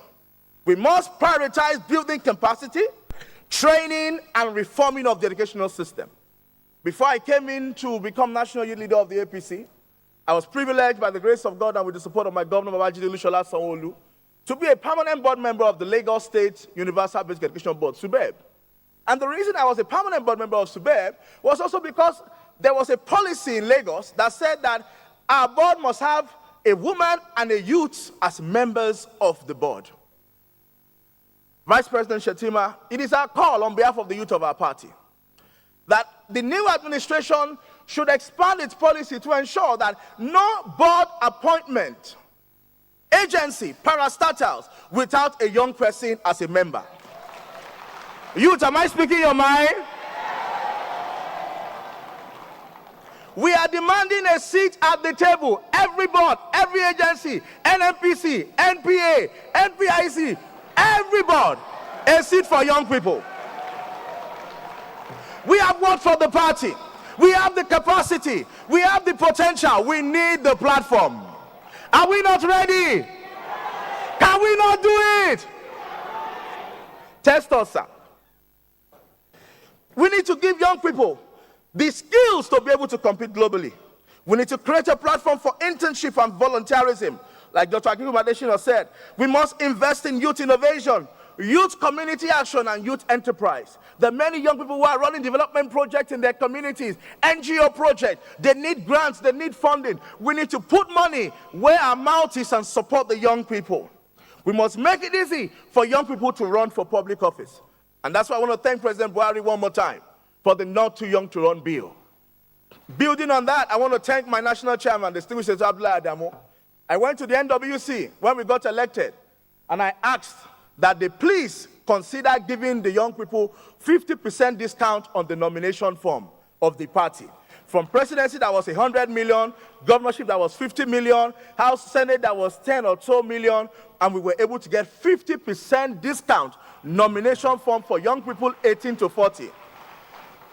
I want to thank all my NWC colleagues for supporting that, and the NEC members that gave that a life. Because of that, Mr. President, Mr. Vice President-elect, we have over 13 young people under 40 elected into this 10th National Assembly of Nigeria who took advantage of our discount on nomination forms. We must strengthen civic education. We must create a sense of history. We must create a platform for intergenerational engagement. We must introduce policies that deepens youth inclusion in governance, like the Lagos State Subeb law that allows for one young person to be on the board, and many more that the Tinubu administration will bring to us. And to our parents, let me speak to you fathers and mothers. We must be like, I'm going to refer to the scriptures again, like Anna, when she was raising Samuel. She raised him concertedly with a mindset that she was raising someone special. No child becomes great without a concerted effort from his or her parent. We must make an effort to concertedly raise the next generation. In the family, we must restore back values in the family. You must remember that you're raising a king. To you, my young brothers and sisters, the youth of our great nation, in this hall and those watching me on live television, I'm saying this to you. You must be ready to stand up and take responsibility.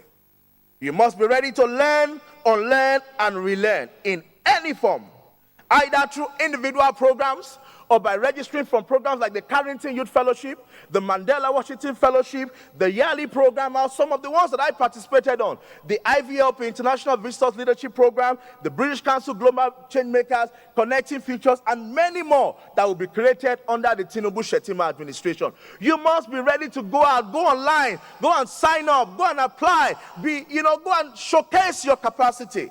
Don't wait there for manna to come on your table. You've got to go out of your tent. Go out there and volunteer. I started my NGO when I was 8. I remember in December, I think it was 1999, 2000. I was at the Ganifawa Emi Olisa Agbakoba's This Day lecture at the This Day Dome in Apapa Surulere in Lagos, Apapa, Lagos. I remember the 1 million march of Ganifawa Emi. I was in the crowd. In 1998, when Afsat Abiola came back to Nigeria to run Kind, I was the youngest at the table, myself, Jimmy Ate, Jikate, I think it was with NTA, Jikato, with NTA, Jimmy Ate, Collins Babalola, and many of Professor Wole Soyinka, a young boy in my school uniform, but already getting involved in the NGO. And that's why in 2002, May, I was selected to represent all the young people of Nigeria at the UN General Assembly Special Session on Children in New York, and came back to Nigeria to chair the ICOP in October. At a young age, I was already getting involved. I was volunteering. I was participating. I was doing community action in my secondary school. You have to be able to build your own future. You have to step out. You cannot wait for government to do it all for you. You need to take responsibility. We need to invest in digital literacy and provide access to information for young people. And let me wrap up, Your Excellency, with a story. A young boy went to an old man. I said the story at the villa some time ago. I'll repeat it. And he said, Baba, I want to know what the future holds for me. Is my future great or is it dim? And the old man said to the young man, what is in your hand? He said, I have a butterfly. He said, so what do you want to know? He said, I want you to tell me if this butterfly is dead or alive. The butterfly was alive in the hand of the young man, but his goal was that if the old man, wise old man, said that the butterfly was dead, he would open his hand and the butterfly would fly out. And if the old man said the butterfly was alive, he would crush it first and then open his hand to show the old man that the butterfly was dead. And the elderly man, like President Muhammadu Buhari, calm, quietly looked at the young man and said, young man, the life and the future of the butterfly is in your hands. Distinguished Senator Kashim Shettima Asiwaju Bola Ahmed Tinubu, the life and the future, the growth the progress of Nigeria over the next 4, at least, maybe 8 years, is in both of your hands. Do it right and carry the youth along. Thank you and God bless you. Dr. Dayo Israel, National Youth Leader for the All Progressives Congress, speaking on deepening youth participation in governance. With perspectives for a better Nigeria, youth inclusiveness is very apt, especially as the youths are the driving forces of the nation. He stressed on the need to tap on the creativity of Nigerian youths, exploring and investing in human capital development that has continued to open new frontiers for Nigerian youth. While Dayo Israel was speaking, Cyril and I felt that perhaps the definition of youth in Nigeria should involve myself and Cyril, irrespective of age, so that way we can borrow some of Dayo Israel's energy. But more than anything else, Dayo has spoken about intergenerational relationship and getting youth included and giving them a seat on the table. And if they do not get a seat on the table, they will make their own seat with a carpenter and bring their chair to the table. Your Excellency, distinguished ladies and gentlemen, Mr. Dayo Israel.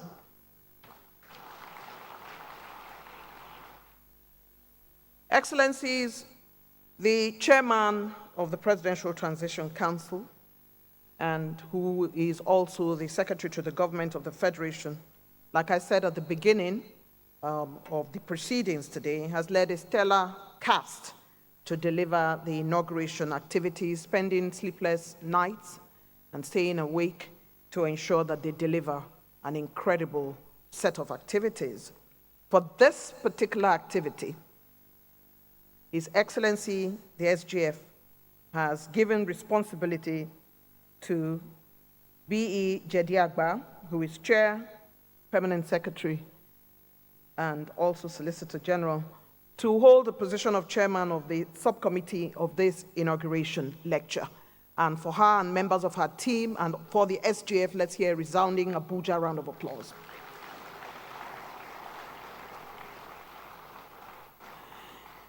Excellencies, the inauguration keynote speaker, His Excellency Uhuru Kenyatta, describes President Muhammadu Buhari as his brother.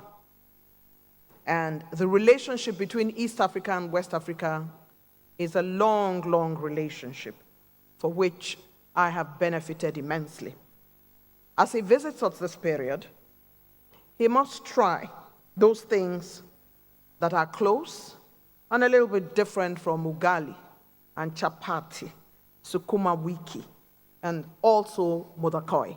Your Excellency, Nigeria just holds the Guinness Book of Records with a young lady named Hilda Bassi for the longest cooking time for a cookathon. Her name, Hilda Bassi, and our jollof rice continues to be one of the finest in the world. And as we heard from one of our speakers, food can indeed become an economic resource and can become a business. Africa's food is indeed one of the best in the world, and we must promote it across board. It is delightful to be here this morning, and for all of us who are here in the room, we are making history. It is time, Your Excellencies, distinguished ladies and gentlemen, to invite to the podium the Special Advisor to the President, Policy and Coordination, Dr. Habiba Lawal, to deliver a vote of thanks ahead of all the other speeches. Dr. Lawal, let's encourage her as she makes her way to the podium.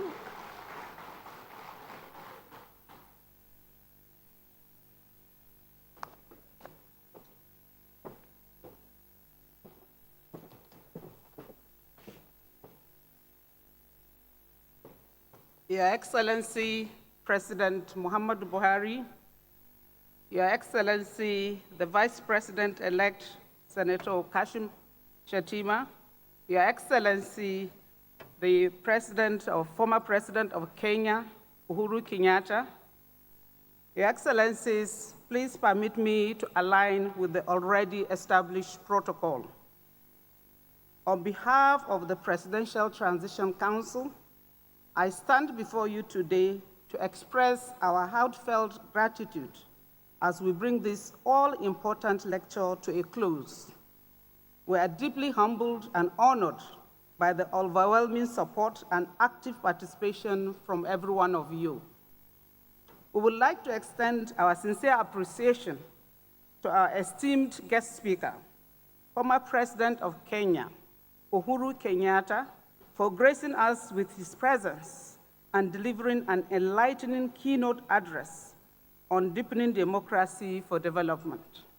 Your wisdom, insight, and experiences have provided us with invaluable perspectives on national unity and the role of democracy in advancement. Your presence here today serves as a testament to the strong bonds of friendship and collaboration between our two nations. Our deepest gratitude also goes to His Eminence, Muhammad Saad Abubakar III, Sultan of Sokoto, and the most revered Dr. Martin Hassan Kuka, Bishop of the Catholic Diocese of Sokoto, for sharing their profound thoughts on religious tolerance and inclusiveness. Your words have reminded us of the importance of embracing diversity, fostering religious harmony, and building a society that values and respects the rights and beliefs of its people.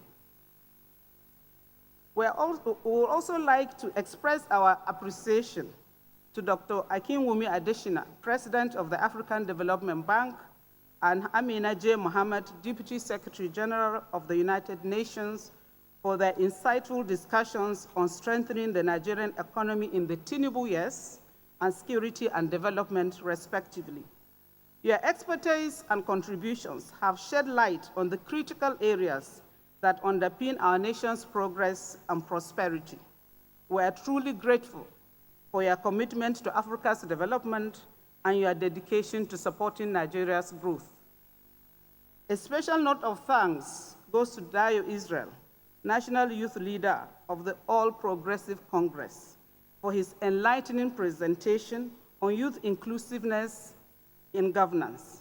Your passion for active participation of the younger generation in governance and their engagement is undoubtedly a great contribution to the evolution of our nation. We thank you. To the amazing organizing committee, volunteers, and other support staff, your enduring commitment and tireless effort has been the driving force behind this seamless, momentous lecture. Your dedication and organizational skills have been truly commendable. Thank you for your relentless hard work. We would also like to thank our esteemed guests, distinguished personalities, excellencies, scholars, and representatives from different sectors, members of the media, who actively and continue to echo our mandate. We thank you for coming. To the Secretary of the Government, to the Government of the Federation, my immediate boss Mustafa CFR, I say thank you for your exceptional leadership, meticulous planning, and commitment to excellence. Indeed, your strategic insights and attention to detail have played a pivotal role in shaping the philosophy and objective of this lecture. To the President-elect and the Vice President-elect, as you stand on the precipice of assuming the highest office in the land, you have been chosen to be the voice of the people, the guardian and of their hopes and aspirations, and the catalyst for positive change. The decisions you make will reverberate far beyond your term in office. I have no doubt that your leadership will be of positive transformation to leave behind a nation that is stronger, more united, and more prosperous. Lastly, and on behalf of the entire, the Transition Council, I would like to express our deepest gratitude to His Excellency President Muhammadu Buhari for your unwavering, invaluable support and commitment to the whole transition process. Your Excellency, your vision, dynamic leadership, and dedication to fostering a democratic culture that values inclusivity and unity have laid the foundation for this remarkable gathering. We are truly honored to serve under your leadership and grateful for the opportunities you have created for sustainable national development. In conclusion, let us carry the spirit of this inauguration lecture with us as we leave this venue. May we continue to embrace the values of unity and democratic consolidation. Let us strive to bridge the divisions in our society, promote dialogue and collective responsibility, and work towards a future where every Nigerian feels valued, respected, and included in our nation's development trajectory. I thank you all for your kind attention, and may God bless our nation. Thank you.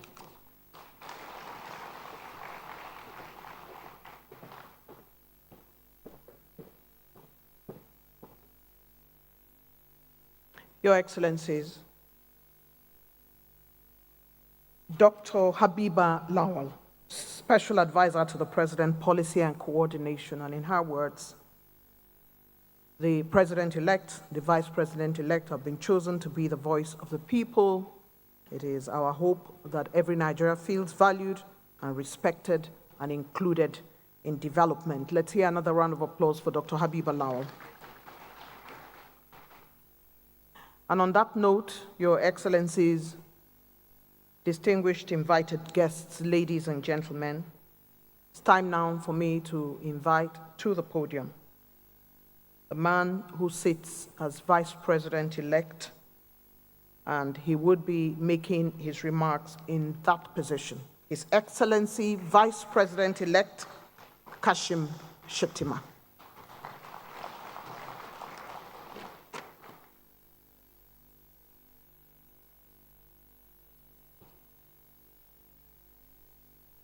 Your Excellency, President Muhammadu Buhari, GCFR, Your Excellency, former President Uhuru Kenyatta, the Deputy Speaker of the Federal House of Representatives, the maverick politician Turaki Kepi, the National Chairman of the APC, and members of the NWC of the party, His Eminence, the Sultan of Sokoto, my Lord Bishop Hassan Matthew Kuka, the President of the ADB, Dr. Akinwumi Adeshina, the Oni of Ipe, and my young brother, Dayo Israel, members of the National Assembly present here, our service chiefs, our other foremost traditional rulers, distinguished guests, ladies and gentlemen. I begin by thanking President Muhammadu Buhari. Ali bin Abi Talib said, "Power does not change a man, it reveals a man." In 8 years of stewardship, you were subjected to the most scurrilous of attacks. You are demonized. You are dehumanized. You are even robbed of your humanity. You are called the brain of Sudan. But never for a single moment did you harass or use any extrajudicial means to extract vengeance.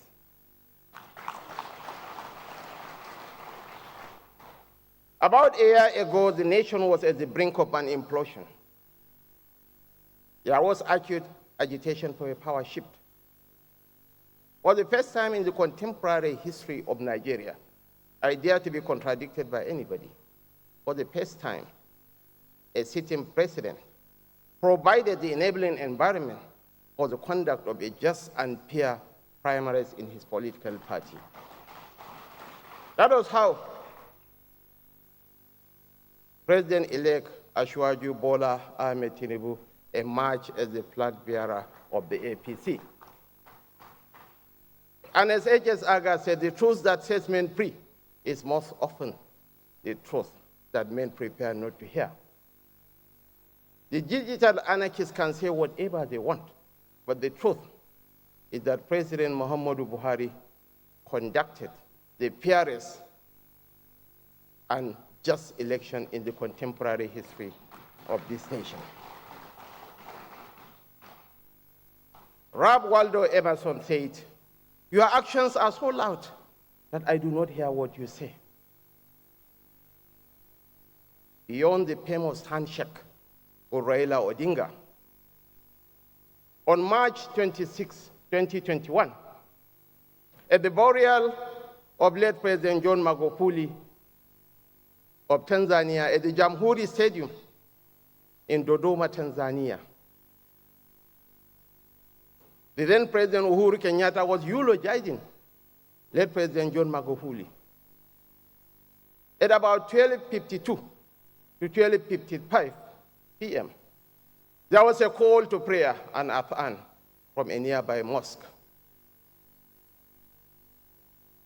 President Uhuru Kenyatta paused as a mark of respect to the Muslim faithful. After the call of prayer, he said, "Poleni wafeni mendili kwa kusema." Let me continue with my speech. And the dramatic pause was welcomed with raucous applause by all our attendees. Mayo Angelo said, "I have come to learn that people may forget what you said. People may forget what you did, but people may never forget what you have made them feel." He made me feel proud as an African. He made me proud as someone who believes in the progress and unity of the African nation. The Sultan of Sokoto spends a greater time of his time crisscrossing the length and breadth of this nation, fostering unity and diversity for our great nation. And my very good friend, Bishop Matthew Hassan Kuka, like Gani Pawahimi, is not a man of in-between. He is the gadfly, the infant terrible. You either love him passionately or hate him intensely. When he attended the interreligious conference at the Vatican along with the 14th Emir of Kano Muhammad Sanusi II, Cesar Aleta, a Spanish telecoms giant mogul, offered $1 billion to the Catholic Church. The Catholic pontiff is a Jesuit priest who believes passionately in education.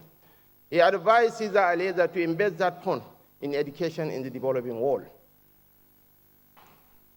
And Bishop Kuka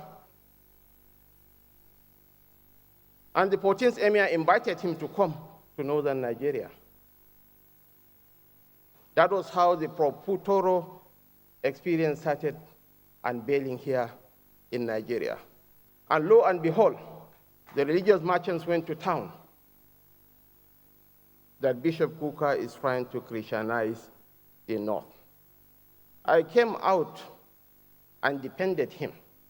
And there was a payback time about 8 years down the line. When I emerged as the vice presidential candidate of the APC, people expected him to come out firing on all cylinders. They never knew of my relationship with Matthew Kuka. He chose the path of the golden mean and said, "Look, Nigerians, you all have to write. You all have the right to vote for the candidates of your choice, but we don't have to demonize any person." Your Excellencies, ladies and gentlemen, I began my boss's speech by thanking our esteemed keynote speaker, His Excellency, Mr. Uhuru Kenyatta, for his remarkable address. As a leader of a great and proud African nation, you have personally managed the crucial yet often difficult interplay between democracy and development. We were all cultivated and listened with unbroken attention to your portrayal of the political, economic, and social forces that describe the arena of national governance. Like you, I am an African. I love our continent dearly. If I were asked 100 times to choose my own birthplace, then 100 times over I will choose to be an African and a Nigerian. I am proud to belong to this lineage and to be of this place. My heart beats proudly to see how my fellow Nigerians and Africans are creating their own democratic political cultures and institutions to fit the conditions and challenges of their societies. The essence of democracy merges dialogue, justice, and fair play. That it is more than a form of government. It is a way of life, a distinctive manner of thought and conduct for a leader. As such, it challenges each leader to be his better self, and this can be difficult at times, but remains indispensable to the steady functioning of democracy. Democracy is a benign paradox. It guarantees freedom, yet its survival is dependent on the responsible and limited use of that freedom. In the long run, it is the best form of government because it allows the majority to have its way while safeguarding the fundamental interests of the minority. It is forever a work in progress, a road that never ends, yet one that grows finer and less wearisome the more you walk it. I hold precious our democracy, not as a tidy abstraction, but as a pragmatic vessel that can take this nation to safer harbor in all aspects of our collective existence. Through the lenses of our national experience, I can see the scales balancing the merits of democracy against those other forms of government. I can see plainly that an imperfect democracy is better than the most perfect dictatorship. It is more just, more humane, and even more productive. We have emerged from one of the most fiercely contested elections in the annals of humanity, and the resounding echoes of the promises we have made serve as a haunting reminder that failure is a luxury we cannot afford. We are surrounded. We are surrounded by the expectations of our citizens, the skepticism of our opponents, and the chain of chaotic events that necessitate the proper functioning of democracy. Your Excellencies, distinguished ladies and gentlemen, as I stand on this elevated ground, what I behold are not mere individuals. I see a visual manifestation of the expectations placed upon us in this hall. The allure of this system of governance lies not in the ostentation of authority. What distinguishes democracy is the recognition that power is not ours to claim. We, adorned in flowing robes and fancy suits, are but servants, duty-bound to never underestimate the true proprietors of this power. We are here to serve. We are here to listen. We are here to be held accountable. We are not saints on an evangelical mission. Therefore, like every mortal, we may stumble here and there. However, none of these mistakes will be intentional.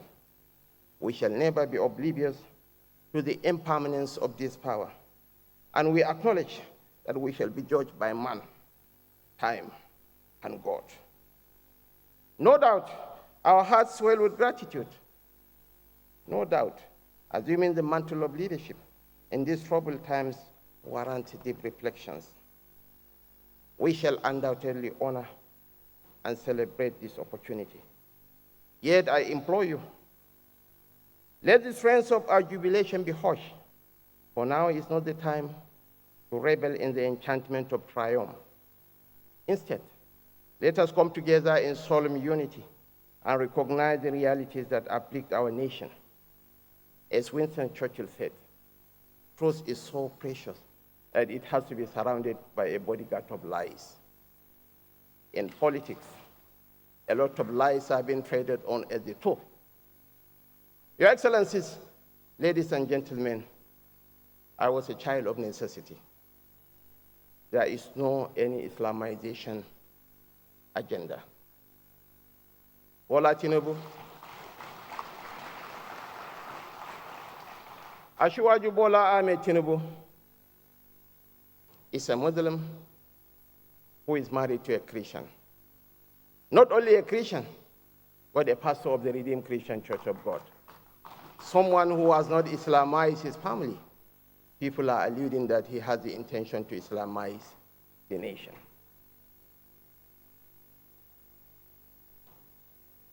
The likes of Bishop Booker, I want to commend them for giving testimony to the truth. When I was the governor of Borno State, Borno is 90% Muslim. Churches were destroyed by the Boko Haram insurgents in southern Borno. When I expressed my desire to rebuild those churches, I was advised against it. It's tantamount to political harikiri for you to embark on such a venture. But I told the people that the Christians in Borno are stakeholders in the Nigeria project. They are my brothers and sisters. I went ahead and rebuilt those churches. And politics is about perception, Your Excellencies, ladies and gentlemen. As we begin the formation of a new administration, I deliberately picked an Igbo man, a Catholic, to be my chief security officer. Stand up for recognition, please.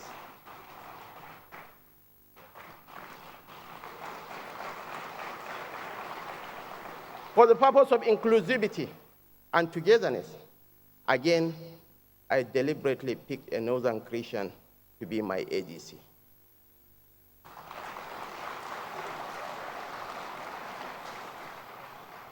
So the so-called founder of Boko Haram is going to be protected by... Your Excellencies, ladies and gentlemen, I know that the odyssey that lies ahead shall test our mettle, patience, and resilience. It shall also demand sacrifice and unyielding resolve. But we shall confront uncomfortable truths. The observations by Dr. Akinwumi Adesina are poignant.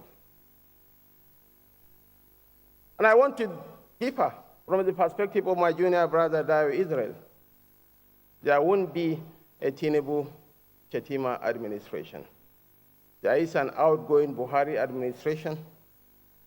There will be a Tinubu administration. As Spyro Agnew said, I had all vices, including the office of the vice president. A vice president is as powerful as his loyalty to his principal.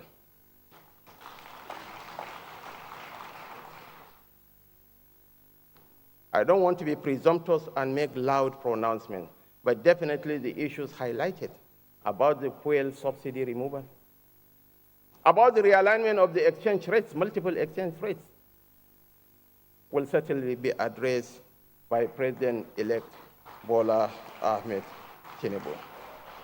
So I stand here, Your Excellency, ladies and gentlemen, imbued with a profound conviction that in unity, we are going to move a mountain. I implore on all Nigerians to give us the benefit of the doubt, to invest your trust and confidence in the Tinubu project, to believe in the Nigeria project. In spite of the division that permeated our politics in the last 2023 presidential elections, the most Christian of northern states is Benue. Benue is 90% Christian, but the Nigerian candidate defeated the religious candidate in Benue state. We won 2 of the 3 Senate seats. We won 10 out of the 11 House of Representatives seats, and we won the governorship seat in Benue state. The most northern of northern states is Sokoto.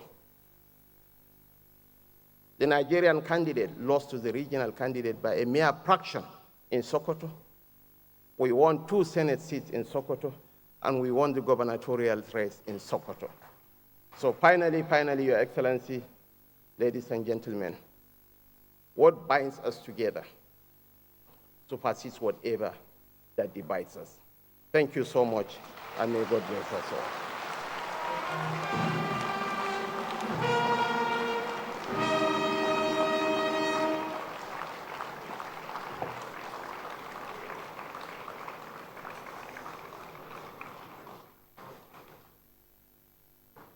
Vice President-elect Kashim Shettima, GCON.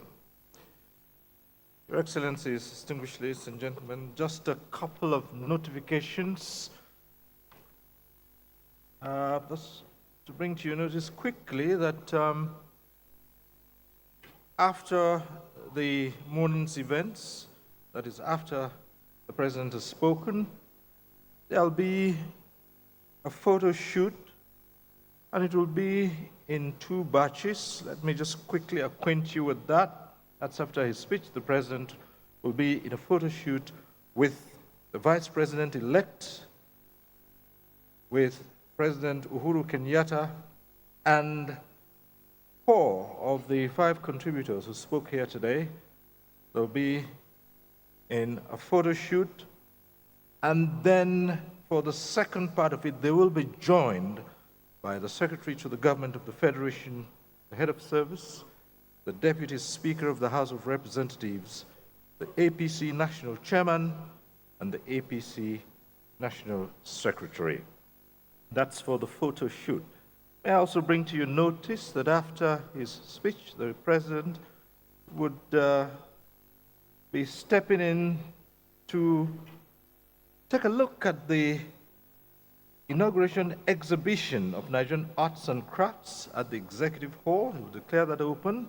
And once he has done that and taken his leave, other guests are encouraged to also go into the Executive Hall after the President has done with the business of declaring it open, to also have a look at the exhibition of Nigerian arts and crafts. That's at the Executive Hall.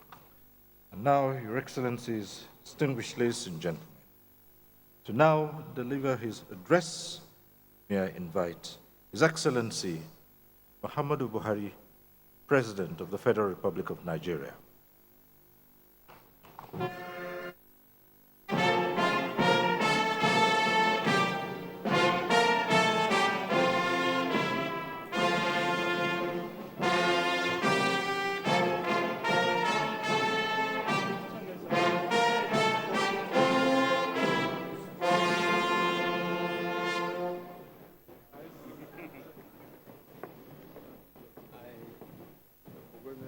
Official one here.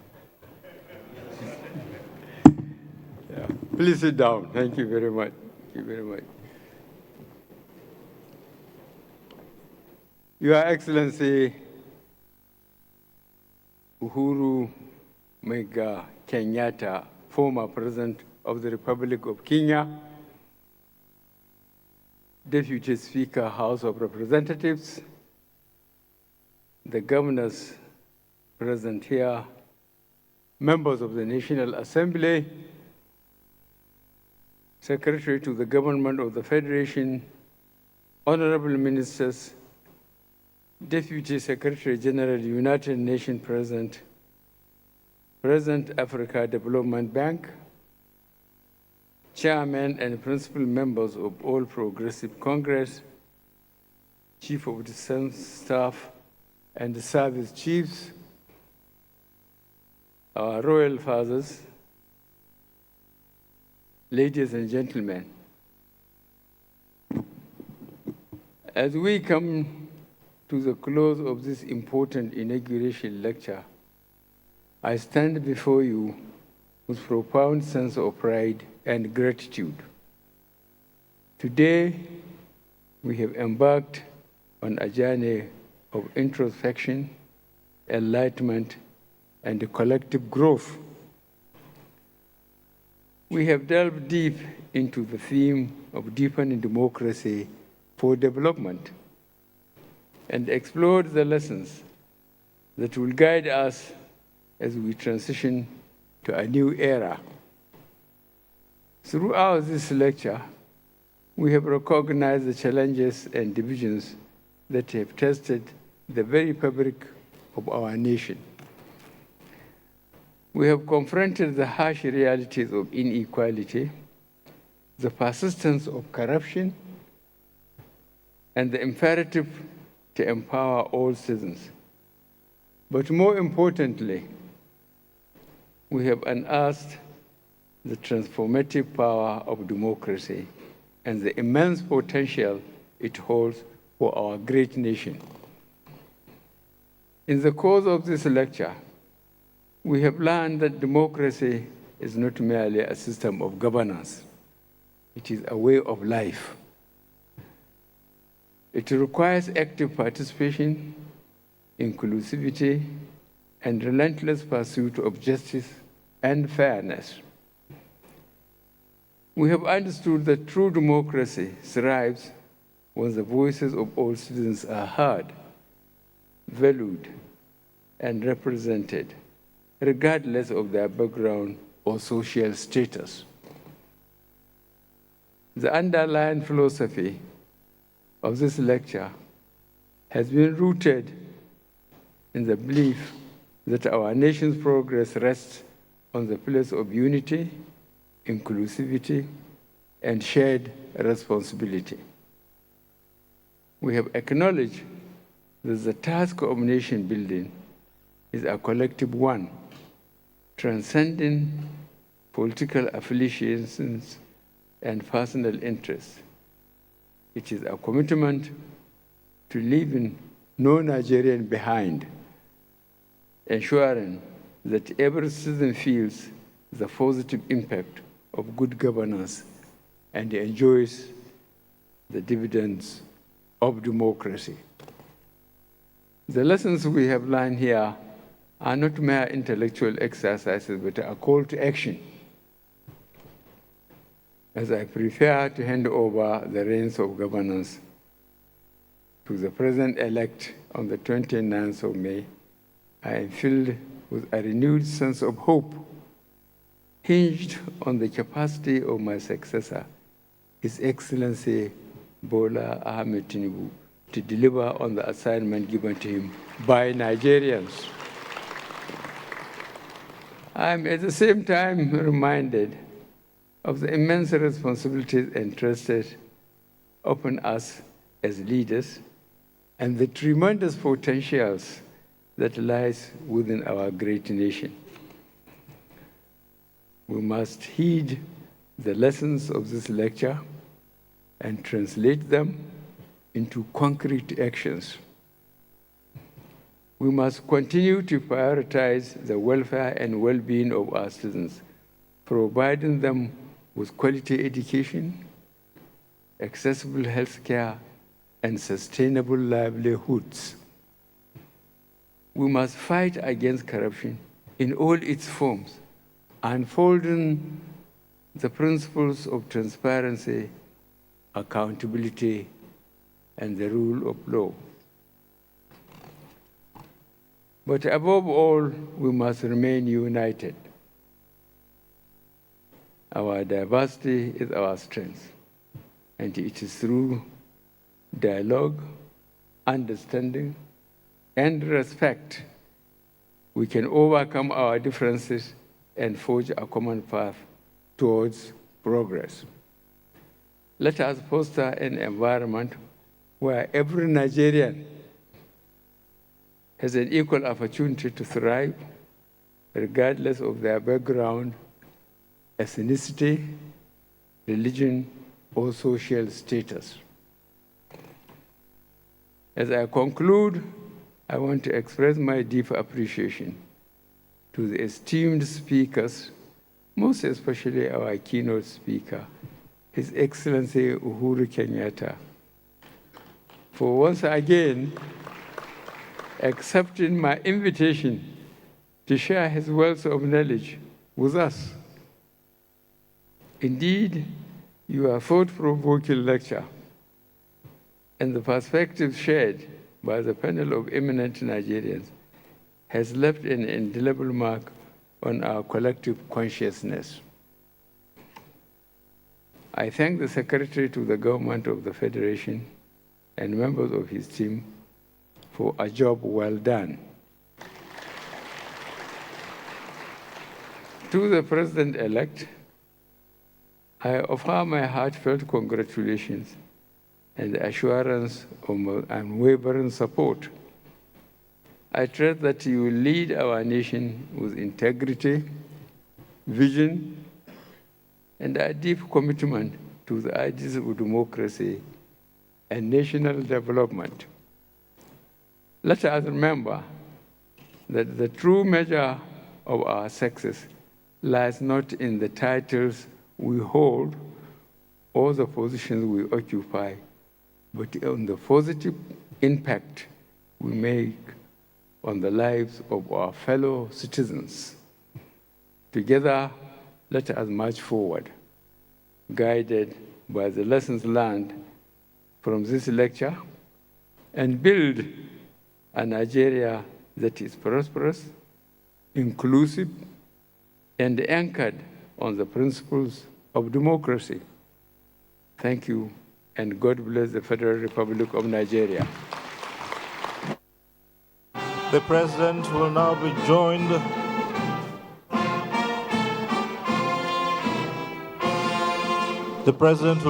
in a photograph right now by the Vice President-elect, President Uhuru Kenyatta, and the 5 contributors. His Eminence Muhammad Saad Abubakar, Sultan of Sokoto, Dr. Matthew Hassan Kuka, Dr. Akinwumi Adeshina, and Mr. Dio Israel.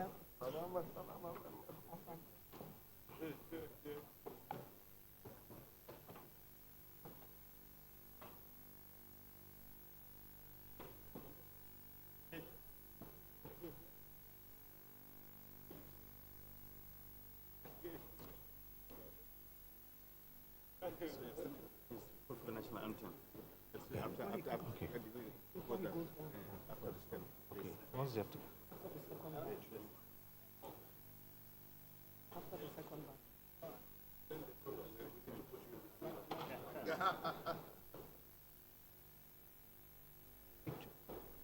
The next photograph will the SGF, the head of service, the deputy speaker, the APC national chairman, and the national secretary of the APC will join them for the next session. Thank you.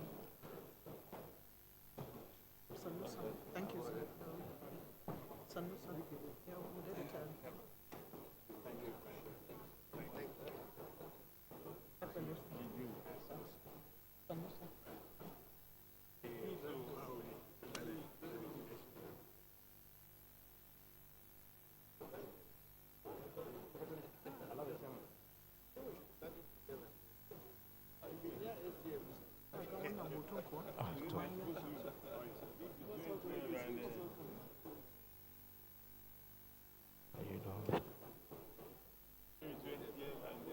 Okay. The national anthem. May we rise for the national anthem. Thank you.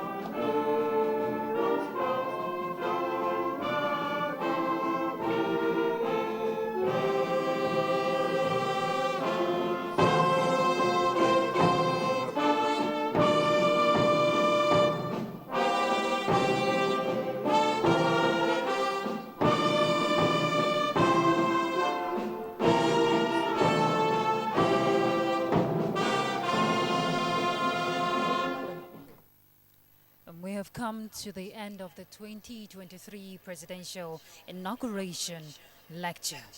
It has been an insightful one where a lot of speakers have given their different perspectives on ways to broaden the scope in deepening Nigeria's democratic process. And as we await May 29th for the 7th democratic transition of power, on behalf of the entire broadcast crew, we want to thank you for being a part of it. Thank you for staying with the Nigerian Television Authority. I'm Ruth Aguela.